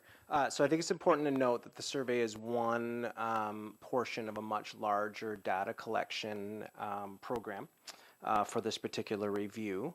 The specific question you referenced was a list of questions about community perception about the role of police presence and programs in schools. So that was one option that could be selected among others in terms of the community's perception of the role of police programs in schools. So I think it's important to note that there are focus groups, there have been interviews that have gone on. So the survey responses are only one portion of the data collection for a much larger data collection methodology for this particular review. So I guess my concern with the answer is that we don't necessarily have any quality controls in place on that survey, and I'm wondering what merit, if any, we can really attribute to a survey that has such vulnerable, I can't say it tonight. Thank you. Vulnerabilities contained within it. And I'm concerned that this is such an important issue that I'm wondering whether or not we should consider the results of the survey, or we look at how we put in some controls and relaunch the survey. So I think when we're looking at a mixed methodology, the survey informs some of the other data collection. I think as part of the review process, and it is a third-party organization that are experts in data collection that are working on this, I think part of the analysis process is looking at key themes and where they're supported and where there might be discrepancies. I'm certainly happy to go back to Logical Outcomes, who's conducting the review, and bring those concerns forward. But I will reiterate that it's one portion of a much larger data gathering exercise. Thank you. I really appreciate it if you did that. Thank you for that. Trustee Hatfield. Thank you, ma'am. I have a question to administration. I would like to know if trustees are specifically prohibited from approving exceptions to student accommodation and student transportation. When we identify a situation that involve individual students, are we expressly prohibited from making or approving an exception to any rules that we might have in place regarding boundaries, school boundaries, and student transportation, courtesy rides, etc.? Through you, Madam Chair, and Superintendent Allwender and Superintendent Armstrong might have some thoughts on this, but there is the process for appealing. For example, a decision around out of district goes to Superintendent Allwender. So that is, as at present, the way our practice and policy has worked. Certainly, trustees do advocate and can share their concerns with the superintendent. With respect to bus transportation, any kind of appeal can go to WES, which is the organization that does the busing, and certainly Superintendent Armstrong sometimes has input into that, and so there certainly can be advocacy on that way through Superintendent Armstrong.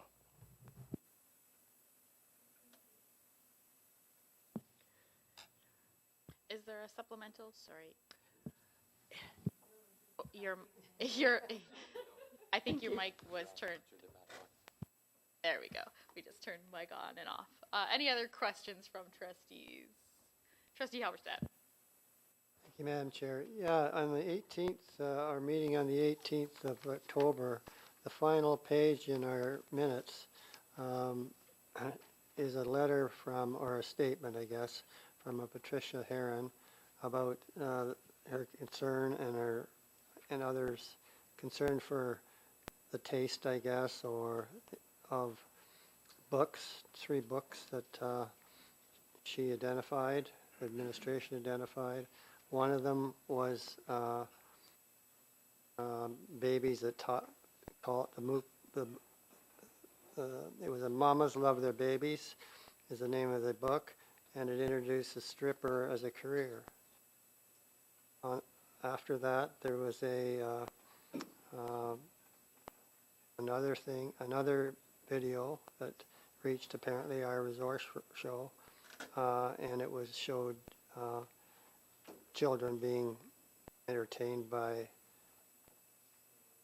drag queens. So I'm just wondering, there was no system in place to at least answer these questions and maybe get back to the person. Through you, Madam Chair, I do believe that Superintendent Howard answered these questions in the last board meeting.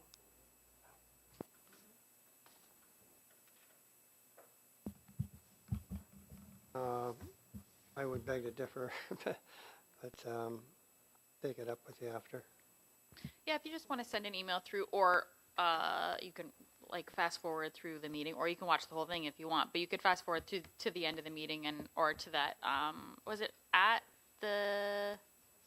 question period, at trustee question period? Those questions were asked and were answered by Superintendent Howitt. If there's still some clarification needed after those, if you follow up with her by email, that would be great. I spoke to Clara already, but I think there may be another voice there from the superintendents on a couple of those incidences, examples that I just voiced. Is there another answer you're seeking right now, or is it specifically about the library books, which would be Superintendent Howitt? No, it would be not right now, but I could just pass it over. Maybe if there's some kind of an answer on when are we meeting again for the final time, the 15th. Appreciate that. Thank you, and that answer can be shared with trustees by email as well. Wonderful. Any other questions from trustees? Trustee Toon? Regarding about this question, I also am not, clear about, because last time I remember the superintendent said the other books does not exist. So I have a question, what book does not exist in the school board library? And is it possible to publish all the list of the books to the parents? Because even I just know from the presentation, I don't know what my kids studied in school. So about it, I wonder if we can make it clearer for the parents. So there are 2 questions. One is that regarding the 3 books, which is not existing in the board, and the other question is that if we can, public the list of the books. Superintendent Howitt? Thank you for the clarifying question. I believe in the last meeting I referred specifically to the book How Mamas Love Their Babies. That book is not in the general circulation. It is a resource book for staff, so that one is not in circulation. In terms of a list of resources, there are thousands and thousands of books in our libraries. And not every library has the exact same circulation. So I'm not sure how to, I guess I can generate a list for people, but it's truly thousands and thousands of books. I hope I have addressed each of your questions. I hope I didn't miss anything there. If I have, please let me know. Thank you very much. Any other questions? Just a supplementary. No supplementary to someone else's question. Sorry. My supplementary. Okay. Can I ask a supplementary? You can ask a supplementary question, Yeah. but that will be. Regardless of the 1,000 books, can we put the list of the new books which was added in the library and make it I think aware? Guys, we talked about this at the beginning. I appreciate it. Please cease. Something like that would have to be asked for in a motion. It's not something that can be asked for at trustee question period. It's a great deal of work for administration to do, and it would need to be supported by your colleagues. So, any other questions for trustees or from trustees for administration? Any notices of motion? Oh, Trustee Burgess. Through you, Madam Chair, I know that there is something on our website, et cetera, but I do think it's an urgent concern about this week and what tentative plans are in place where not only parents but caregivers and, folks who are taking care of kids and dropping them off and picking them up and trying to make arrangements and childcare providers, all of it. What's going to be happening on Friday? Through you, Madam Chair, our schools will be open on Friday, and if there are other changes in terms of withdrawal of service for certain groups, we have contingency plans in place for that. So we are planning schools will be open on Friday. Supplemental, if I could have some assurance that parents aren't going to be put in a position of crossing a picket line? Is there anything as far as dropping off or anything like that? Parents will want to know, some ethical decisions. Superintendent. Thank you for the question, and through you, Madam Chair, our QP partners have, as of today, informed us that there would not be pickets at our school sites, and that in the event that that was to change, they would give us proper notice that that would occur. And I would also add to Director Kelly's comments that we would like our parents to continue and guardians to check our board website in terms of the labor updates. We keep it updated every single day, as well as our communications office will be sending out school messenger to all of our families to give them the most up-to-date information up to and including Thursday night. Much appreciated for that. I know I was talking to some people today about what may happen, and so in an era of many changes, I think that is a trusted source of information. It should be the trusted source of information for our families and their parents and guardians. Is that website, and I appreciate that being up to keep our community informed. So thank you for that. Any notices of motion this evening? Ooh, we have a lot. So Trustee Leclerc and then Trustee Hatfield. Excuse me. As soon as we get 3 days of cold weather, I'm going to have a cough for the rest of the winter. My notice of motion would read, and I've provided Madame Leboeuf with a copy, that the board amend the Board of Governance Bylaw Appendix 2 to start Operation and Finance Committee start time to 7 p.m. and the Education Committee start time to be amended to commence upon the completion of the Operation and Finance Committee. Thank you. And you'll provide that to Madame Leboeuf. Thank you very much. Trustee Hatfield. Thank you. So that at the next meeting of the board, I will move or cause to be moved that an appeal process to trustees be developed for individual student issues regarding school accommodation and student transportation. Thank you very much, and you'll provide that to Madame Leboeuf. Any other notices of motion? Go ahead. I have notice of motion to ensure the quality education. I made a motion that new books adding to the list of library or classes be published to the on the website of the GECDSB board. And you'll send that to Madame Leboeuf? Yeah, thank you. Yeah. Any other notices of motion? Any announcements this evening? Trustee Sartori. Thank you. I'm going to take us back on the other roller coaster ride. I want to thank my, and I've got to keep it short. I want to thank my colleagues, our administration, and all staff across the board for the time, energy, and leadership you dedicate to this incredible work of ensuring the best learning and growth.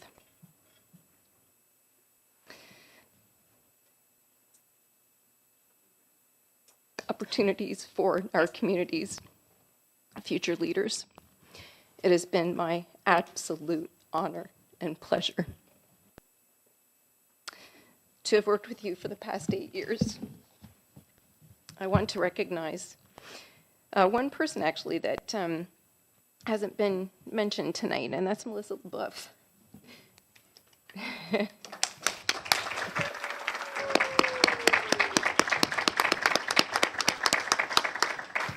Melissa, through your quiet dedication, you're the one who really keeps this all moving forward, and thank you. I think I can speak for all trustees for a moment through you, Madam Chair, and say that we all appreciate you so much. Thank you.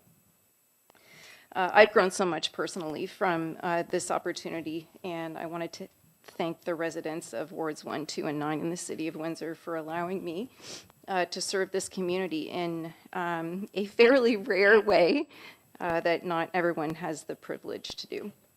I wish the next board all of the best in taking up this work, and I'm envious that you get to start this work anew, that you get to start a new book and start at a new chapter. So congratulations to all of the new board as well. Thank you very much.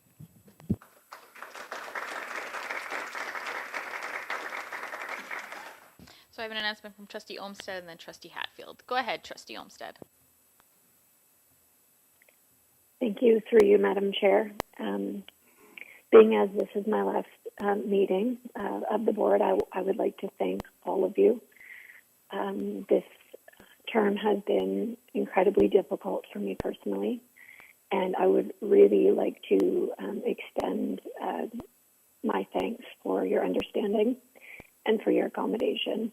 I've tried my best to be a voice from home. Unfortunately, I have not been able to be in the boardroom for 2.5 years because the safety of my family, my husband in particular, had to come first. But second to none came this role. I am so honored to have served with all of you. And I just wanted to say thank you. You have made me a better person, and I hope that what I have done has left a little tiny mark in public education. And I hope that I have served my constituents well.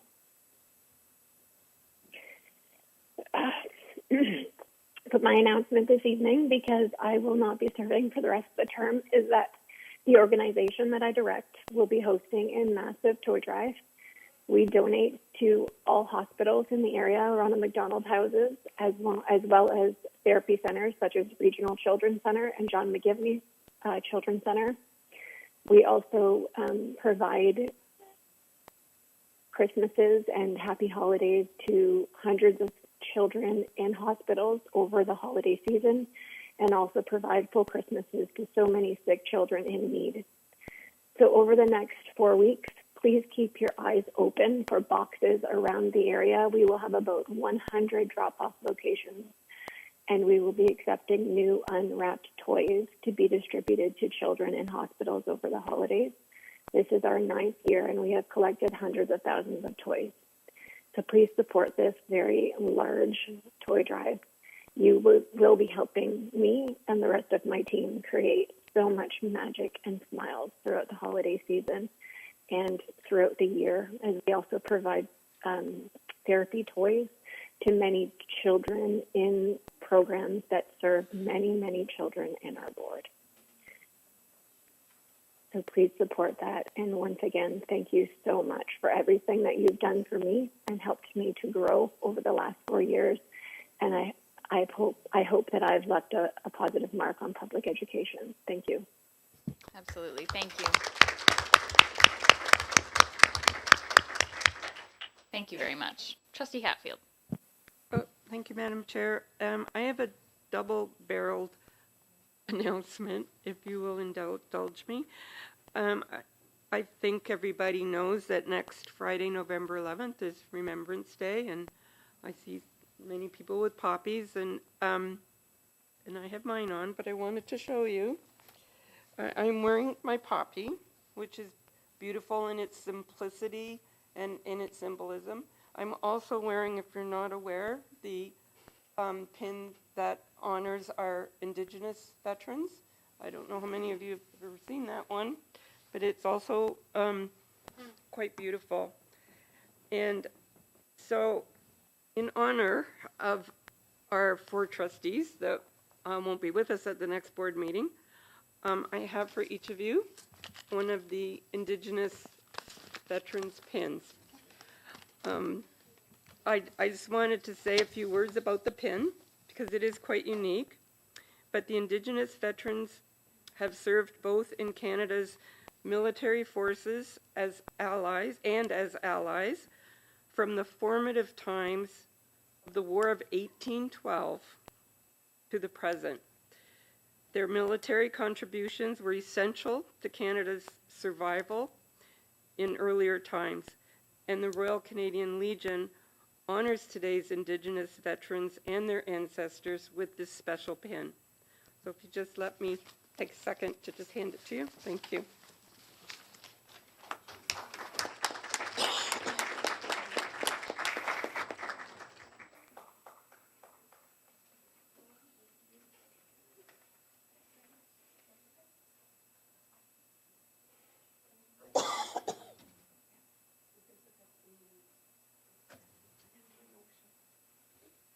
I just wanted to end by saying thank you to the chair for her wonderful remarks about each individual, the 4 individuals. That was great. And I just want to add a little bit to Trustee Halberstadt. So Trustee Halberstadt was first elected to the Windsor Board of Education in 1988. And I joined him 3 years later in 1991 as a trustee of the Windsor Board of Education, and served with him until 1997 when he went over to City Council. We have a long history of serving together, and then in 2014 he just missed me so much that he came back. And since 2014 we've been sitting together as colleagues in this boardroom. So I just wanted to point that out, that it's going to be a little bit unique to not have you here because you've been here so long and so dedicated to your community. But I just wanted to wish you all the best in your retirement. Thank you, Alan.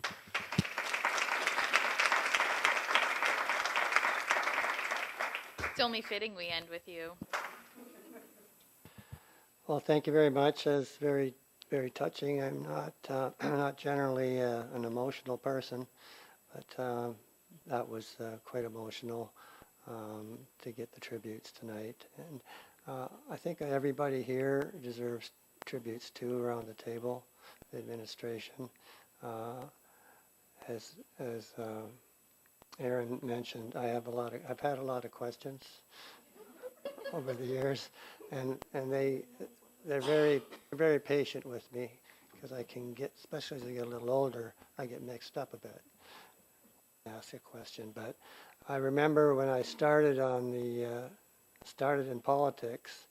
I ran for the school board in 1988, and I just left the Windsor Star under not that savvy circumstances. So I started with 16 signs that were homemade in my father-in-law's father-in-law's basement. And I plugged them in myself, and then I had my son, Andrew, he was on my shoulders as I went door to door. So I managed to get elected, even though in those days there was three trustees to my ward, and I finished third. But it was the start of a long career, and it's been beneficial. I will say though that I'm ready to go. I'm ready to go, and hopefully I'll find some other endeavors going forward to keep my mind occupied. Thank you.